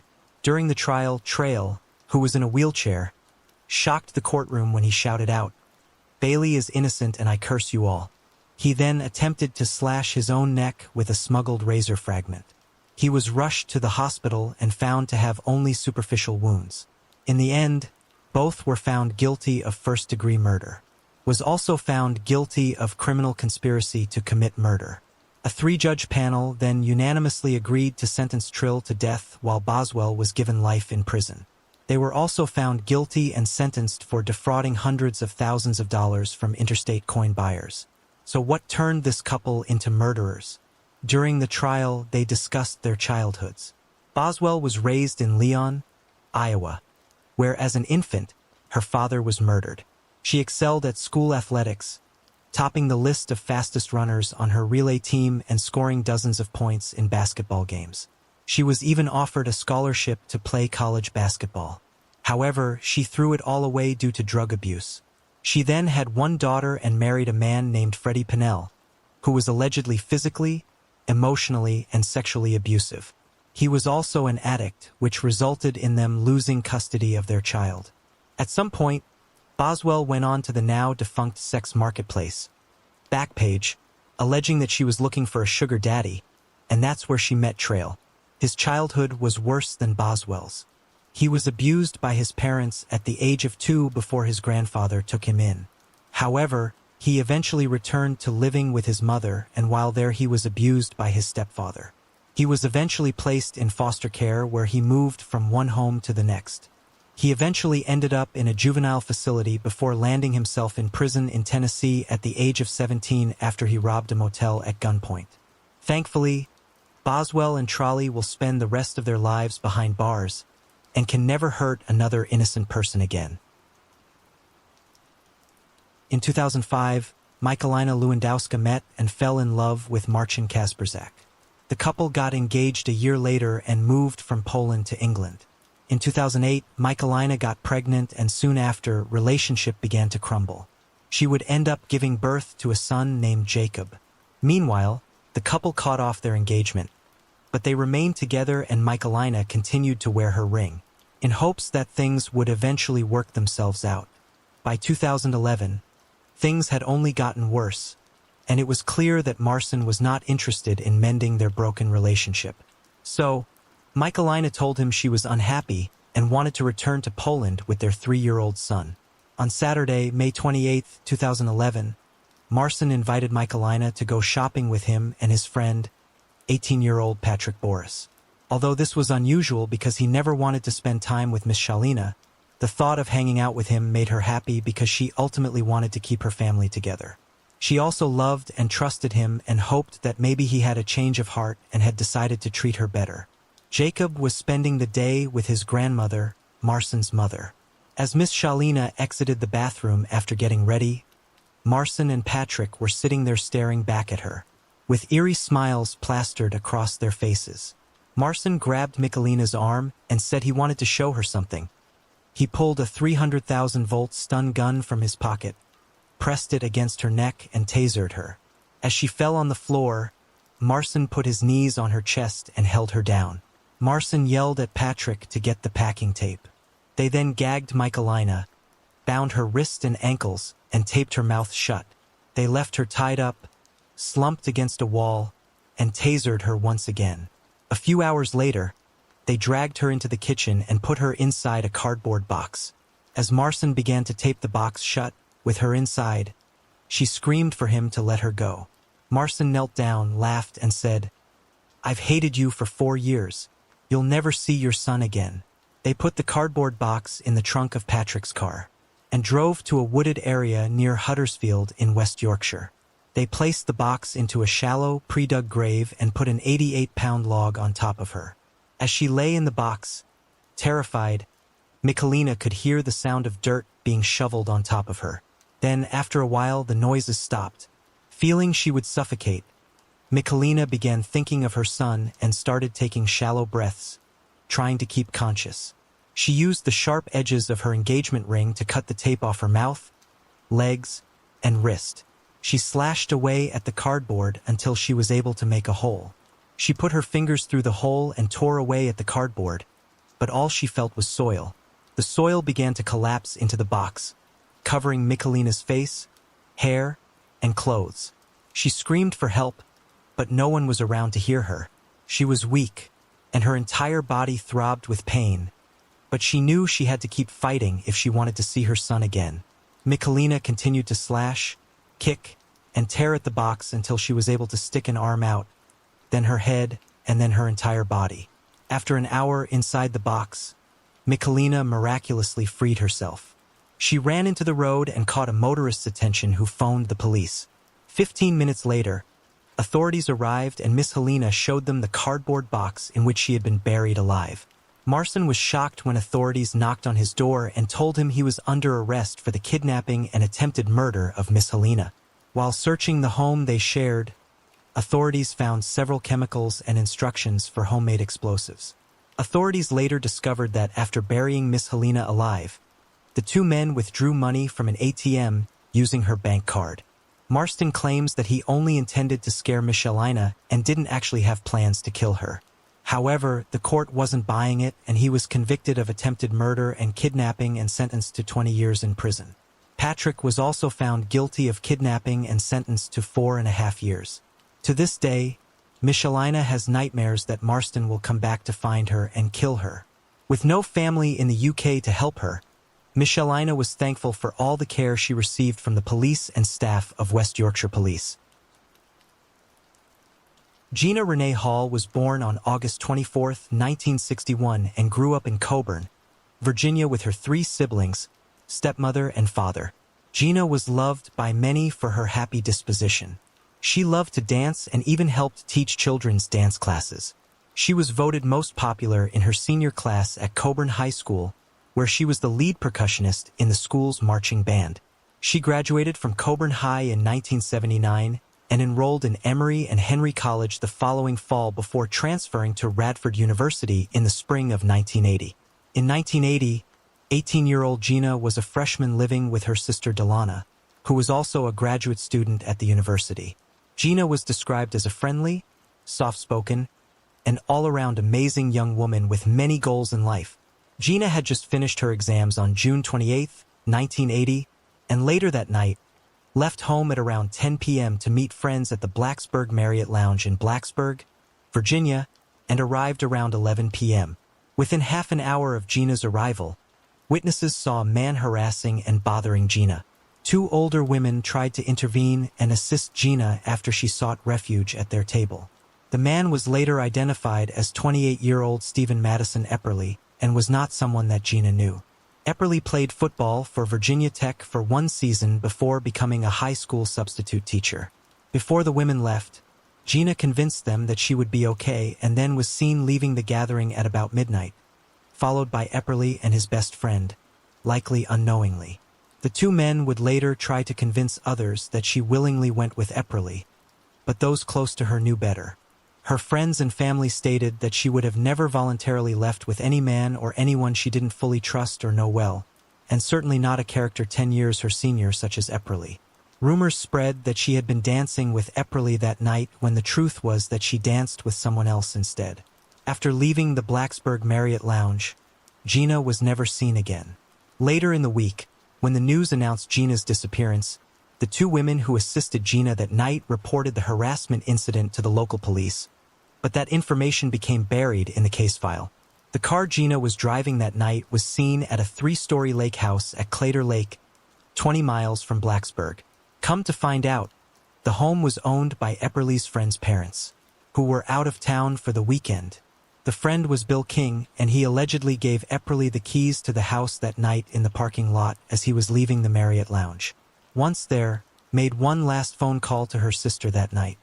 Her sister would report that Gina sounded nervous in her short, out-of-character conversation. She told her sister she was looking at a lake as if Gina did not know where she was, but wanted her sister to know she could see a lake. Her sister Delana said she encouraged her sister to come on home, but Gina didn't respond to that other than getting in one last word before the call went dead. Her last word was Steve, which her sister believes was Gina's attempt at identifying her abductor. After that night, Gina was never seen alive again.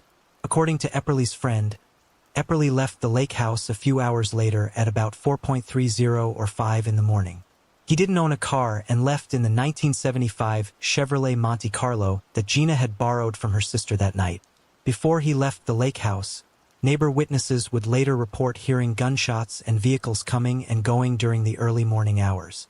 By noon on Monday, Gina's car was found by Craig Runyon and Robert Lent, friends of Delana, helping her search for her sister. The car was located close to a railroad trestle over the New River on Hazel Hollow Road in Radford.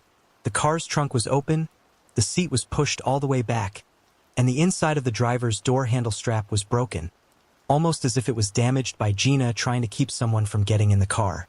The seat being pushed back was unusual because Gina was a petite girl and always had the seat pushed up all the way to the front. Found inside the trunk was hair and blood evidence, which matched Gina's O-positive blood type. Furthermore, various items like towels and cleaning supplies were missing from the lake house. There at the lake house, police found evidence of a cleanup attempt, with bloodstains and blood splatter found both inside and outside the home. There were cattail seeds on the front grille of the car and mud on the left side tires, as if the car had pulled over in a ditch or an area common for cattail seeds. Inside the car was trash from a fast food restaurant which Gina was known to not eat. There was also an orange cup with the Tennessee Volunteers football logo on it and an ashtray full of cigarettes. Gina didn't smoke, and interestingly neither did Epperly. One of her shoes was found on the other end of the railroad trestle, and about 2 weeks later, Gina's blood-stained clothes were found bundled up neatly, as if placed in the woods across the trestle from where the car was located. Also, a blue towel from the lake house was found in the same area and had been used to clean up the blood-stained carpet. The blood found on the towel was human and was the same type as Gina's. The synthetic carpet fibers found on the towel that matched the blood-stained carpet in the lake house also matched the carpet fibers found on the trunk's carpet. Finally, Gina's clothing also had similar carpet fibers on them. When Epperly was questioned, he claimed that Gina voluntarily left the Marriott with him in her sister's car to go to his friend's lake house. He said once there, she called her sister. Epperly said that Gina refused to have sex with him, then decided to leave, so she dropped him off at his place at 4 a.m. in Radford. Epperly claimed he went to sleep after that and never saw Gina again. A murder weapon was never found, but the investigators believed that Epperly might have killed Gina after she refused to sexual advances. Rumors began to spread around town about Gina's disappearance, including talk of murder and her being buried somewhere around the Deadman Center in Radford, where construction was underway at the time. Pulaski County Commonwealth's attorney Everett Shockley was persistent in getting justice for Gina despite many of his peers, and even a judge in the area advising him not to press charges against Epperly until the body was found. It wouldn't be long before Epperly's violent past revealed that he was not the all-American boy many believed he was. In fact, in 1976, 4 years before Gina's murder, Epperly faced 2 charges of rape.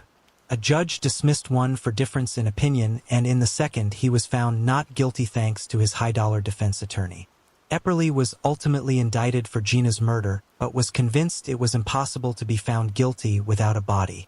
However, during the trial, Attorney Shockley called 31 witnesses and presented over 90 pieces of forensic evidence. One of the most compelling witnesses was retired Pennsylvania State Trooper John Preston and his tracking dog. The German Shepherd named Harris II was given a piece of Epperly's clothing and followed the scent trail over the railroad trestle across the river through the town of Radford to the front porch of a house and stopped at the front door of none other than Stephen Epperly. The dog also identified the blue towel from a towel lineup, and he located Epperly's car in the police parking lot and led police inside the building to the room Epperly was sitting in. Strangely, Epperly responded, "That's a damn good dog." Epperly's friend, Bill King, testified that about a week after Gina disappeared, he had a conversation with Epperly where he asked if he killed Gina. He said that Epperly replied, "We'll just have to wait and see." The most damning of Epperly's own inculpatory statements came from the testimony of William Cranwell. William was the last prosecution witness to be called and testified that Epperly asked him, "What can they do to me if they do not find the body?" This statement was made on Tuesday before Epperly had even told the authorities he had been with Gina before he failed the polygraph test and before he officially became a suspect. In early December of 1980, 6 months after Gina was last seen alive, Epperly was found guilty of murder and sentenced to life in prison.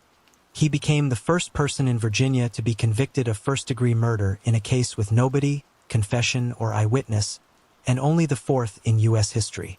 The Hall family actively campaigned and fought against Epperly's parole request throughout the decades. Decades later, in 2016, a new lead came into Radford Police Department about a man named Lincoln Duncan, who saw 2 men driving a white van dismembering a body in Meadow Creek that he believed was Gina. To this day, the second man seen in the creek with Epperly is still unknown. This new information was the reason Gina's sister Delana was brought back into the specifics of Gina's case. Delana, strong in her faith, later became an unstoppable force, finding answers to her sister's last night alive, as well as getting her some long overdue justice. She wanted to clear up many lies surrounding her sister and the events of that night, especially those who say her sister willingly went with Epperly, which she says is most definitely not true. She has even authored 2 books on the matter. She has also been determined to find her sister's remains and has literally dug up riverbeds. In 2020, Delana was introduced to Dr. R. Padvas, a forensic anthropologist who had invented an instrument known as the quantum oscillator, which can detect human remains even if buried beneath the surface. This one-of-a-kind instrument is based on resonant frequency and is designed to search and respond to the matching frequency unique to an individual and their genetic family. Dr. Vass stated that he could find your ancestor's grave by using hair, fingernails, etc. from a related family member and placing it in his instrument. In Gina's case, her mother's sample was put into the device and miraculously identified numerous positive signals in areas suspected of containing her remains. For excavations for Gina's remains would eventually result in soil test proof of human decomposition and the unearthing of human bones as well as other items. Since then, Gina's bone fragments have been retrieved from several different excavation sites. Gina's positive signal was identified in 8 different locations throughout the New River Valley using the device. They received a very strong positive signal in the exact corner of the lake house where blood splatter proved Gina was beaten unmercifully. The most significant of the excavations was 6 miles from Meadow Creek, where Lincoln Duncan said he saw her being dismembered. During the excavation, they found a gold bracelet, shoe remnants, and cloth fibers in addition to her remains. The bracelet is believed to be Gina's missing wrist bracelet that was never found. In August 2020, 40 years after Gina's murder, the new owner of the Epperly house helped Dr. Voss and Elena cut a square out of the wood floor in Epperly's old second-floor bedroom. On the subfloor, the doctor and Elena discovered hundreds of dead bottle flies, the kind that quickly flocked to human decomposition. Also in that small space were tiny human bone fragments retrieved from under Epperly's bedroom closet subfloor. The retrieved bone fragments were separated based on 4 different frequencies. The bone fragments were found to have belonged to 4 different females, leaving many to believe he was possibly a serial killer. The sample that gave the positive signal that led them to the specific area of the former Epperly house belonged to the family of 14-year-old Angela Rader, a girl who disappeared from Roanoke on the same day as her friend, 14-year-old Tammy Lynn Akers, in 1977. Angela's sample led to the discovery of the bone fragments of 2 other Caucasian females and 1 African-American female. 3 of them remain unidentified and are assumed to be runaways who were never reported missing. Epperly had allegedly told a former cellmate of his that he had kept Gina's index finger. This is what led them to search the former Epperly home. Interestingly, Angie's brother's sample was used in the device not only to locate that very specific spot in the upstairs bedroom closet subfloor of the Epperly house, but also other areas of interest in Pulaski County. Delana and Dr. Vass used the bone fragments of the other unidentified females in the quantum oscillator and followed their signals from Roanoke south. The positive areas paint an interesting picture of Stephen Epperly and the trail of his victims. In regards to Gina's remains, Delana is in the process of working with a genealogy expert who will help her coordinate a Canadian DNA lab that has been successful in extracting ancient DNA from degraded bones. She will then have the help of a second lab based in the U.S. This lab will profile the extracted DNA and then match the extracted DNA to the DNA from Gina's recently deceased birth mother's tissue sample. The genealogy expert helping guide her through this process is highly respected in her field, sometimes working with the smallest DNA sample. This will all be at Delana's own expense. She is also hoping, at a minimum, to inquire if the Canadian lab would be able to retrieve DNA from the smaller bone fragments of the unidentified girls. During a recent visit by the state authorities with Delana, she asked them if they would like the information on these professionals she has chosen to work with. Basically, she asked them to work with her as Gina's case is complex. She was advised during their visit that there is cold case grant money. She then asked if they would consider using some of the grant money to help, and if so, she will initiate the same forensic testing for Angela and the 3 unidentified girls. The tiny bone fragments collected from Epperly's closet are still in Delana's possession, as are the bones excavated from Gina's locations. In July 2021, Stephen Epperly's latest parole request was denied. Several books have been written regarding Gina's case, including the 2 authored by her sister Delana. Her first book is titled The Miraculous Journey, A Day Made in Heaven. In this book, Delana shares the 2016 experiences that brought her back to the New River Valley to relive 1980, retracing Gina's footsteps. Delana also asked to read Gina's case files, which led to facts in Gina's case being unveiled. These facts led to her second book, Web of Lies Unveiled, A Day Made in Hell, which is still in the works and currently being edited. This 400,000-word case study shares the known and the unknown details about her sister's murder, the investigation, the case file facts, and the trial. It is written in a day-by-day, minute-by-minute chronological format, unveiling the factual details and events as they unfolded, including information never shared with the public. Delana's purpose in sharing this now is to have one factual resource for the true story of Gina Hall and put an end to the lies that continue to be spun about her sister's life still 4 decades later. Delana writes, "Gina deserves her voice to be heard. Light will shine in the dark and truth will prevail." Pamela Gail Millam was born in 1953 and described as vibrant with a bubbly personality who was very kind and helpful. After graduating from Terre Haute Honey Creek High School, she enrolled in college with dreams of becoming a teacher. In 1972, at the age of 19, Pam was a sophomore at Indiana State University studying to be an English teacher. She lived off campus with her parents, Charles and Helen, and younger sister Sheila. In September of 1972, the university was having its Rush Week and Pam was a member of the Sigma Kappa sorority. She was planning to stay on campus to attend several sorority events, beginning with a rush party for her sorority on Friday, September 15th. After the party ended at around 10:15 p.m., several members of the sorority, including Pam, were given boxes of decorations. Pam put hers in her car, parked in Lot 22, and headed to another event. When she left the second event, she told her sorority sisters she would meet them back at the Lincoln Quad, where she planned to stay the night. But unfortunately, she never showed. Her sorority sisters didn't think much of it and assumed she had changed her mind and gone home. The next morning, Pam never showed up for work, which she had never done before, and this worried her family. Then around 7 p.m. that evening, 2 of her sorority sisters spotted her 1964 Pontiac Le Mans parked in Lot 27, about a block from where it had been parked the day before. When they looked inside the car, they could see her glasses on the rear window shelf. Concerned, the girls called PM's house and informed her parents. Her father and sister quickly grabbed a spare set of keys and headed for Lot 27. Upon arriving, her father popped the trunk of the car and to his horror found his daughter's lifeless body. She was bound with leaves and dirt all over her clothes, meaning she was most likely taken to a wooded area at some point. In addition, investigators were able to recover DNA from Pam's blouse. The lead investigator insisted on collecting soil and traced evidence that they had no way of testing, but he believed the science would one day catch up, and it would prove useful at that time. They had an initial suspect by the name of Robert Wayne Austin who had been arrested for committing several assaults around campus. However, with no evidence to officially charge him, the case would go cold. In 2008, her case was reopened by the newly appointed Terre Haute Police Chief Sean Keane.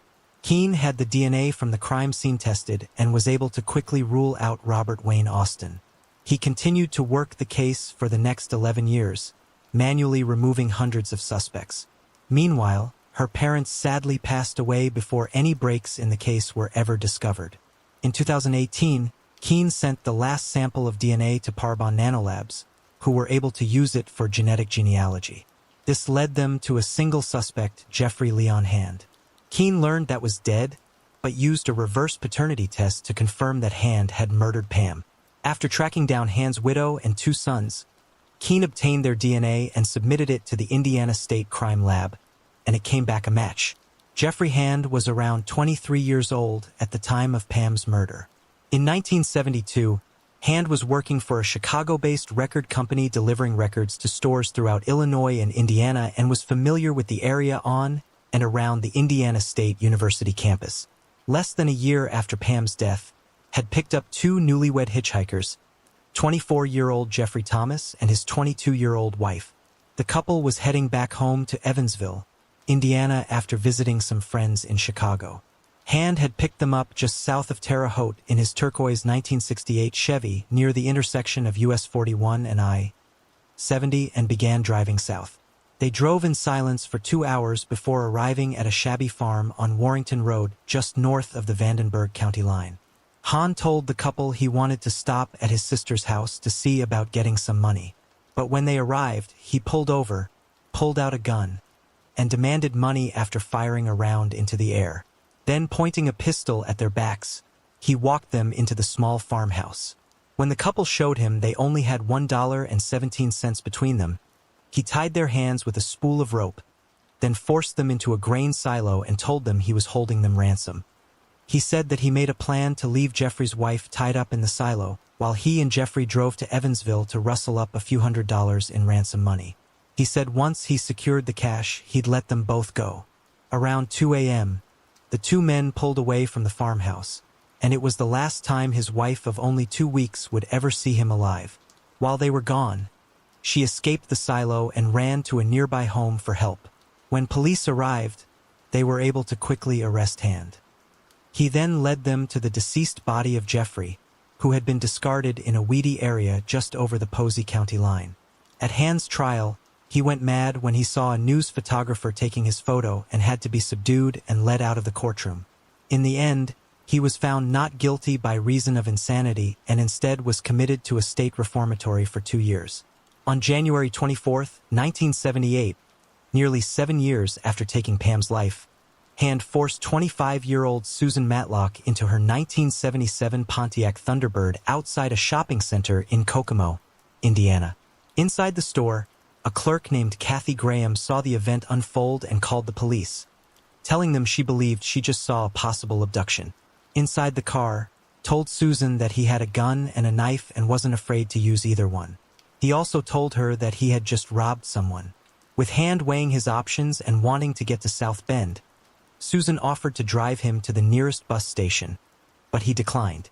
Meanwhile, Kokomo officer Jerry Castle pulled up and Hand fled on State Street in the direction of 17th Street until he lost control of the vehicle and plowed into a snowbank. As he took off running, off-duty Officer Vernal Ball caught up with him in a nearby alley. Officer Ball eventually cornered him and told him to remain still, but instead Hand reached for his gun. He shot at Officer Ball, hitting his hand inside. Officer Castle finally arrived on the scene and shot Hand several times. Thankfully, Officer Ball survived, but Hand didn't. Police ended up locating a long piece of rope in Hand's coat pocket, along with clothing, sock caps, masking tape, bandages, ammunition, leather gloves, and pictures of recently engaged couples clipped from the local newspaper in his abandoned vehicle. Clearly, he was planning to continue his reign of terror. Thankfully, Pamela's surviving family can finally have some closure. Age of 37, Barbara Ruth Becker was living in San Diego, California, in the La Jolla area with her husband and 2 young sons. Barbara's husband was a prominent University of California, San Diego medical professor. They also lived in a neighborhood that was close to the university and the Scripps Institute of Oceanography. On March 21, 1979, Barbara's 2 young sons, ages 7 and 9, came home from school and found their mother's bloodied body in the living room. Scared to death, they ran to a neighbor's house and called the police. When the police arrived, they would find Barbara deceased from multiple knife wounds. Detectives worked to solve the case, but eventually all leads were exhausted and the case went cold. Years later, DNA from the crime scene was entered into the Cody's database, but there were no matches. Investigators would later find out that Barbara's killer was arrested in LA in 1994, 15 years after her murder. While the killer was a sex offender and had his DNA taken, it was right before the Cody's database was fully implemented. In 2018, authorities in San Diego reached out to the FBI's genealogy team for assistance. They were able to create a DNA profile of the killer and use it for genetic genealogy research. The genealogists built a family tree and discovered immediate family members of the killer who had volunteered their DNA. Finally, on the 40th anniversary of her death, authorities announced the identification of her killer as Paul Jean Chartrand. However, Chartrand died in Arizona in 1995 at the age of 43. His family confirmed that he lived in San Diego around the time of the murder. Chartrand was adopted as an infant from an orphanage in Montreal, Canada. He then moved with his parents and sister to Phoenix, Arizona. It remains unknown if he and Barbara knew each other or if the murder was just a random act. Opal Weil was born on October 8, 1904, and at the age of 82 was living in St. Petersburg, Florida. Opal was well known and loved in her neighborhood where she would go on daily walks. On February 8, 1987, Opal's sister-in-law, Frida Giles, who lived just across the street, saw Opal on one of her walks between 3 and 4 p.m. Frida tried calling Opal before 8 a.m. the next morning, but she didn't answer the phone. Growing concerned, Frida went across the street and knocked on the door, but Opal still didn't answer. Frida walked to the back of the house and saw that the kitchen nightlight was still on, a light that Opal would always turn off when she got up at 6 a.m. As she approached the back door, she was horrified to see that a window pane had been removed and was leaning against the wall. She slowly walked into the house and sadly discovered Opal's deceased body in her bedroom. Opal had visible signs of trauma and had been strangled to death. Investigators found that the killer had used either leather or cloth gloves to remove the window pane and gain entry, leaving behind no fingerprints. He had also cut the telephone wire and stole several pieces of jewelry. Thankfully, forensic experts collected several hairs from the crime scene, but the case would go cold until 2003, when DNA technology had improved enough to create a partial profile. However, upon entering the information into CODIS, there were no matches. Finally, in late 2020, 17 years later, DNA from the crime scene hairs underwent extensive testing by Parabon Nanolabs. A genetic genealogist was able to narrow down the suspect to one man, Michael Lapnusky, who had lived only half a mile from Opal at the time of the murder. It was determined that Lapnusky had been living in Waveland, Mississippi for the past 30 years. So detectives traveled there to try to obtain his DNA. Working with officers from the Waveland and Bay St. Louis police departments, a detective in July 2022 watched Lapnusky open a new soda straw and use it to stir a cup of coffee in a Marathon gas station before sucking the coffee from the end of the straw and throwing it away. It was the only straw in the trash can and was recovered and tested for DNA evidence. It was a match, but detectives wanted more, so they got the help of a Bay St. Louis police detective by the name of Ray Murphy.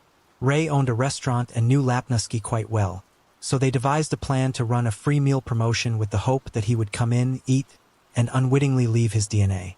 Flyers were produced offering free food to residents, and one was placed directly on the windshield of Lapnusky's car while it was parked in a public place. Sure enough, he entered the restaurant with the flyer for a free meal at the specified time.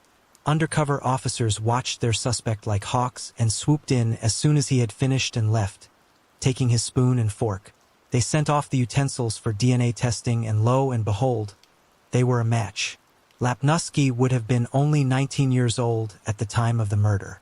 On January 27, 2023, he was arrested and flown back to Florida to face first-degree murder charges 36 years after the heinous crime. Detectives are also looking into the possibility that Lapnusky murdered Eleanor Swift as well. On February 13, 1987, 5 days after the murder of Opal, Eleanor was found dead in her home as well. Just like Opal, she was found beaten and strangled to death. In both cases, a strand of straight brown hair was left behind, and the killer only stole wedding rings from both victims. Hopefully, they have DNA evidence from Swift's case and can test it soon and give her family some long-awaited answers. Alexandra Allie Kemp was born on October 11, 1982, and grew up in Leawood, Kansas, where she lived with her parents and 2 brothers. At the age of 19, she completed her first year of college at Kansas State University and then returned home to Leawood. She had plans to work a summer job at the local Foxborough pool with her high school boyfriend, Phil Howes, and her brother, Tyler. She was also hoping to spend time with family and friends. On June 18, 2002, worked the early shift before Allie arrived for her afternoon shift. Tyler had agreed to take over around 5 p.m. so Allie could head home and get ready for a date she had planned with Phil. However, when Tyler arrived, Allie was nowhere to be found and the pool was left unattended. Allie's books that she had been reading were still on the table, as was her phone. Tyler knew his sister would never leave the pool unattended, and so after a short search, he called his father in a panic. Their father, Roger Kemp, quickly dropped what he was doing and rushed to the pool. When he arrived, Tyler was still looking for his sister. The two of them continued their search, checking more and more unlikely places. The last place they checked was the pump house, and it was there that he saw what looked like a human leg partially covered with a blue tarp. Roger pulled the tarp away and shockingly discovered his daughter's beaten body. He immediately called 911, and she was rushed to the hospital but would sadly not survive.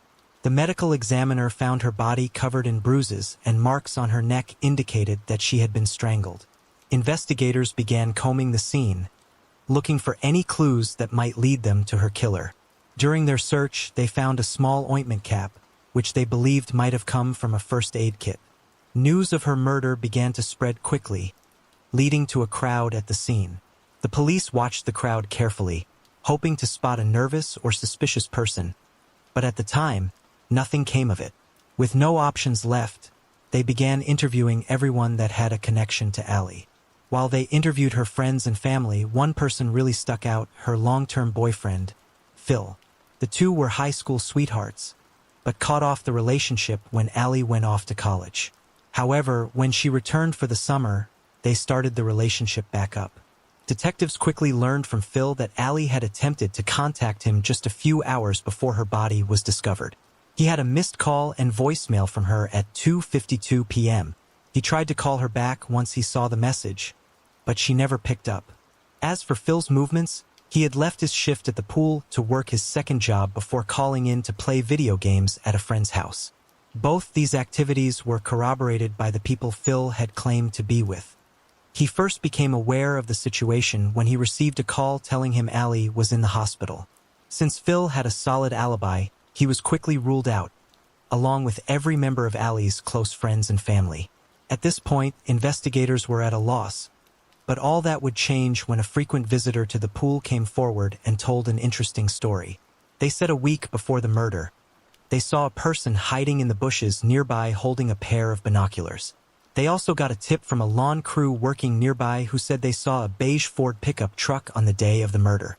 They said the truck came and went multiple times that day, which they found strange. Word of the pickup truck began to spread around the small town and led to multiple tips from people claiming to have information on it. However, they were never able to identify it. Investigators would eventually get new information from one of Allie's friends, Laurel. She said that she arrived at the pool around 3:15 p.m. and wanted to surprise her. So, she sat in her car and continuously honked her horn, hoping to get a reaction from Allie, but she never did. Instead, she noticed a man walking out of the pump room.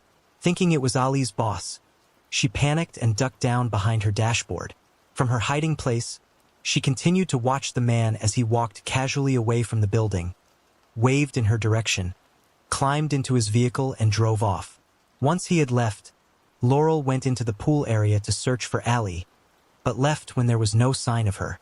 She gave a description of the man and a sketch artist was able to create a composite image.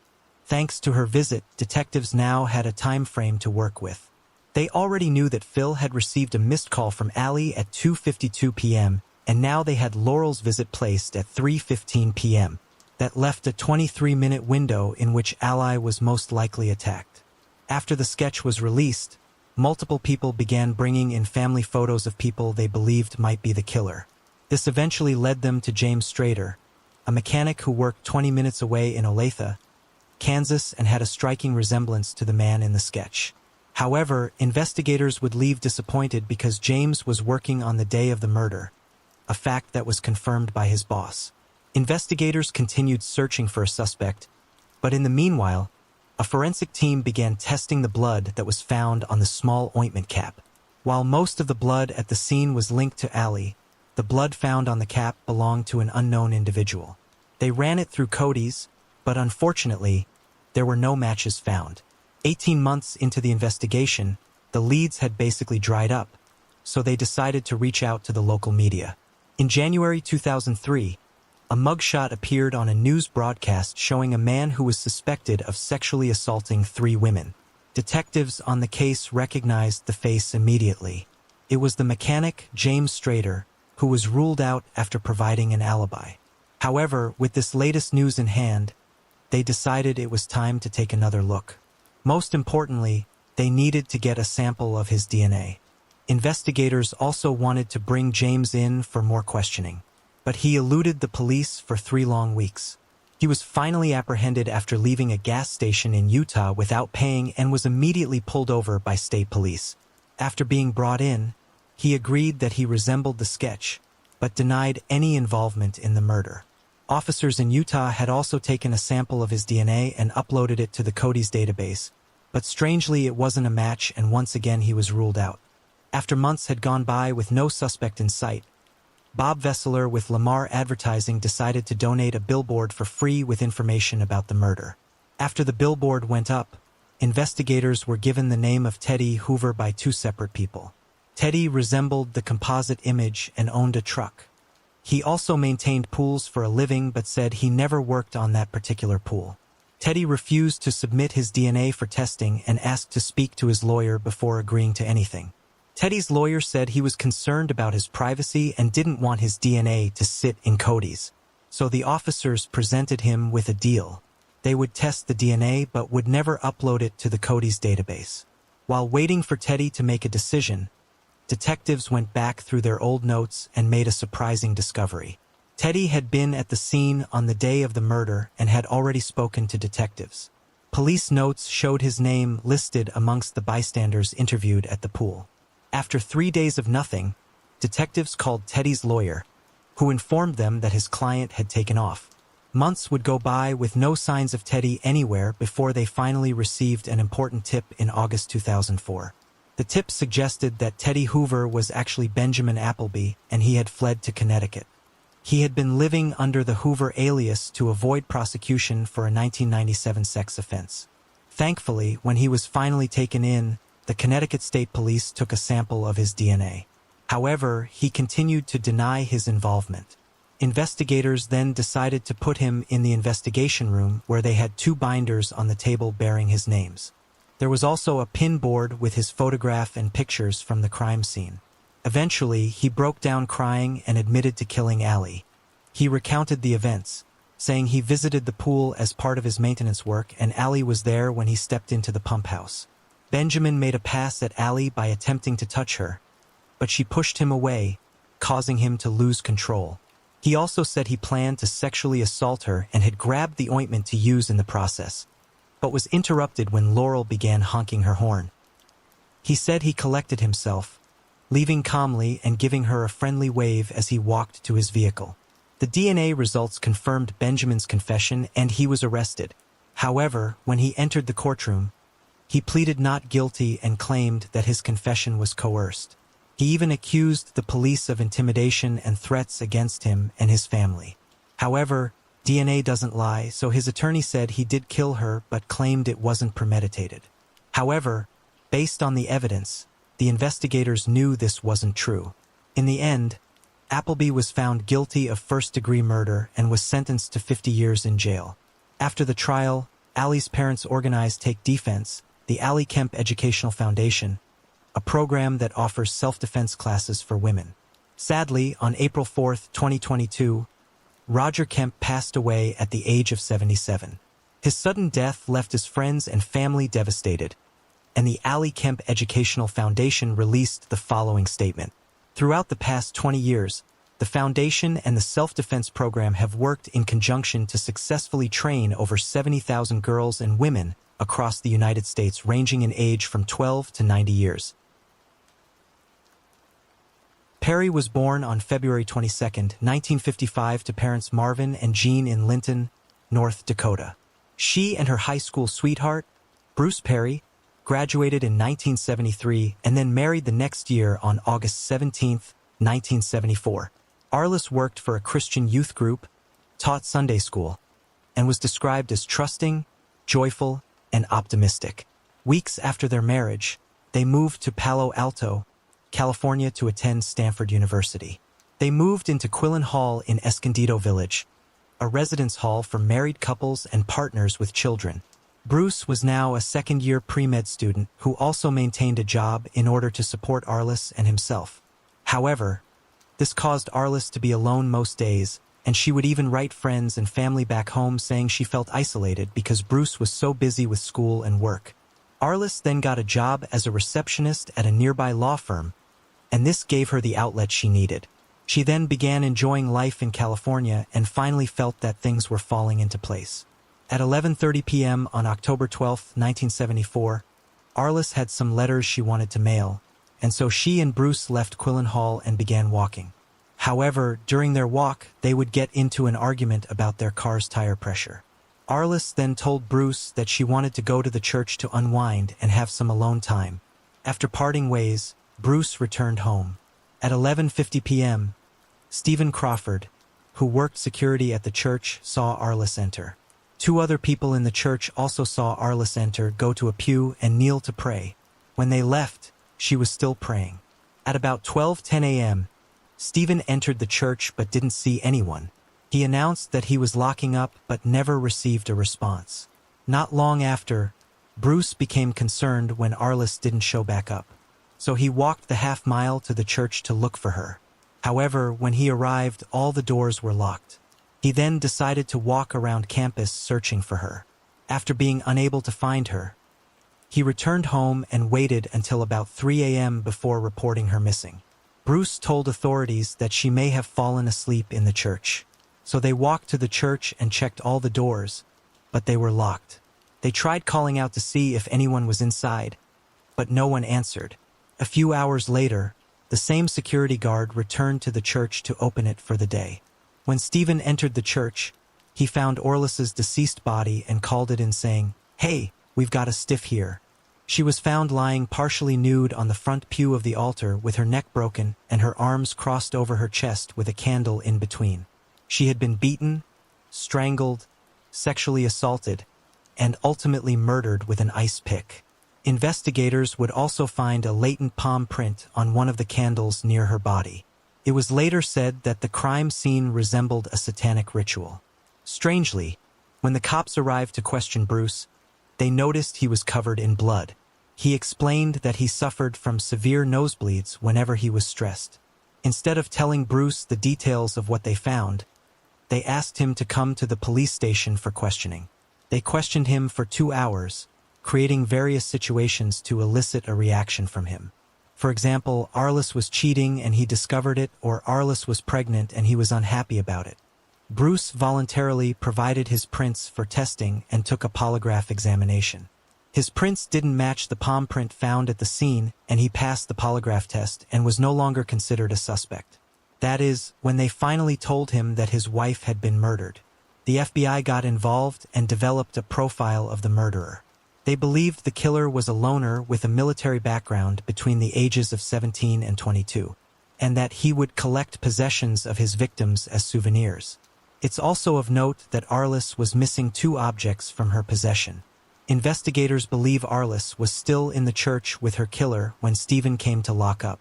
Someone passing by the church reported seeing a man with sandy blonde hair enter the church at the same moment Arliss did. Another passerby between 12:15 and 12:30 heard a strange sound coming from inside the church. And when they stopped, the noise also stopped. When Bruce called the police to report Arliss missing, Stephen said he did a sweep of the church around 2 a.m. and the police performed a sweep of the outside around 3 a.m. Strangely, both times, all the doors were found locked. Stephen was initially considered a suspect but was ruled out after he passed a polygraph test, and his palm print didn't match the latent palm print found at the scene. There was some suspicion regarding the Stanford Chapel dean because he also had access to the church, but he passed a polygraph test as well. The handprint was compared to over 100 suspects, but no match was found. Sadly, the case would go unsolved for the next 4 decades.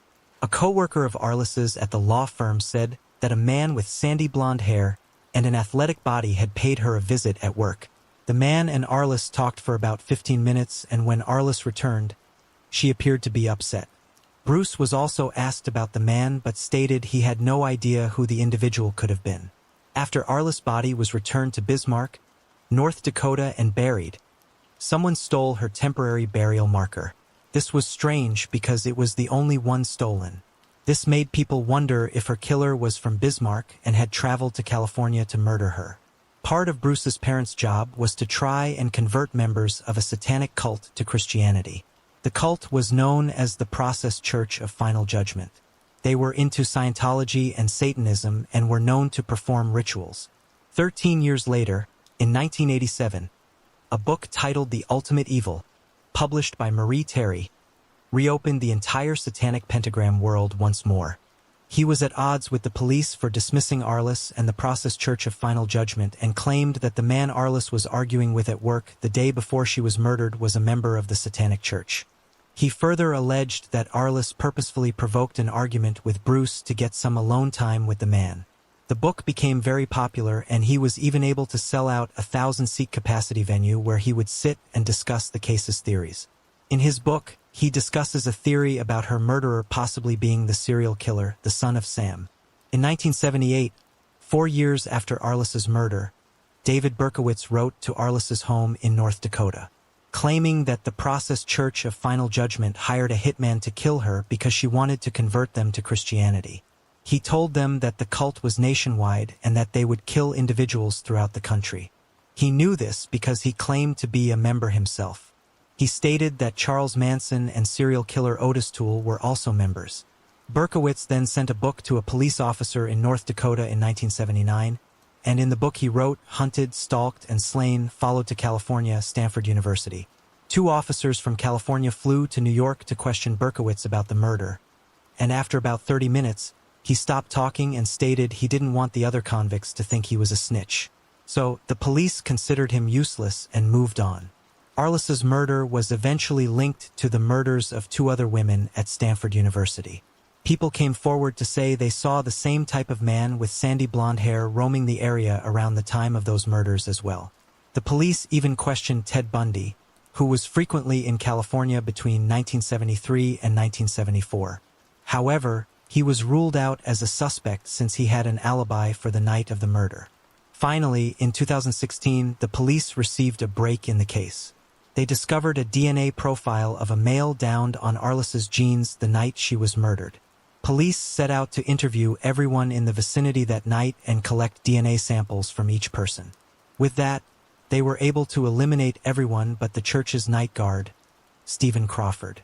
Stephen Crawford, now 72 years old, was a veteran of the United States Air Force who began working as a police officer at Stanford University in the Department of Public Safety in 1971.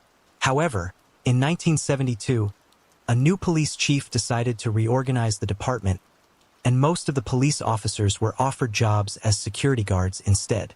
Stephen despised this and began stealing items such as artworks and books, and eventually left Stanford in 1976.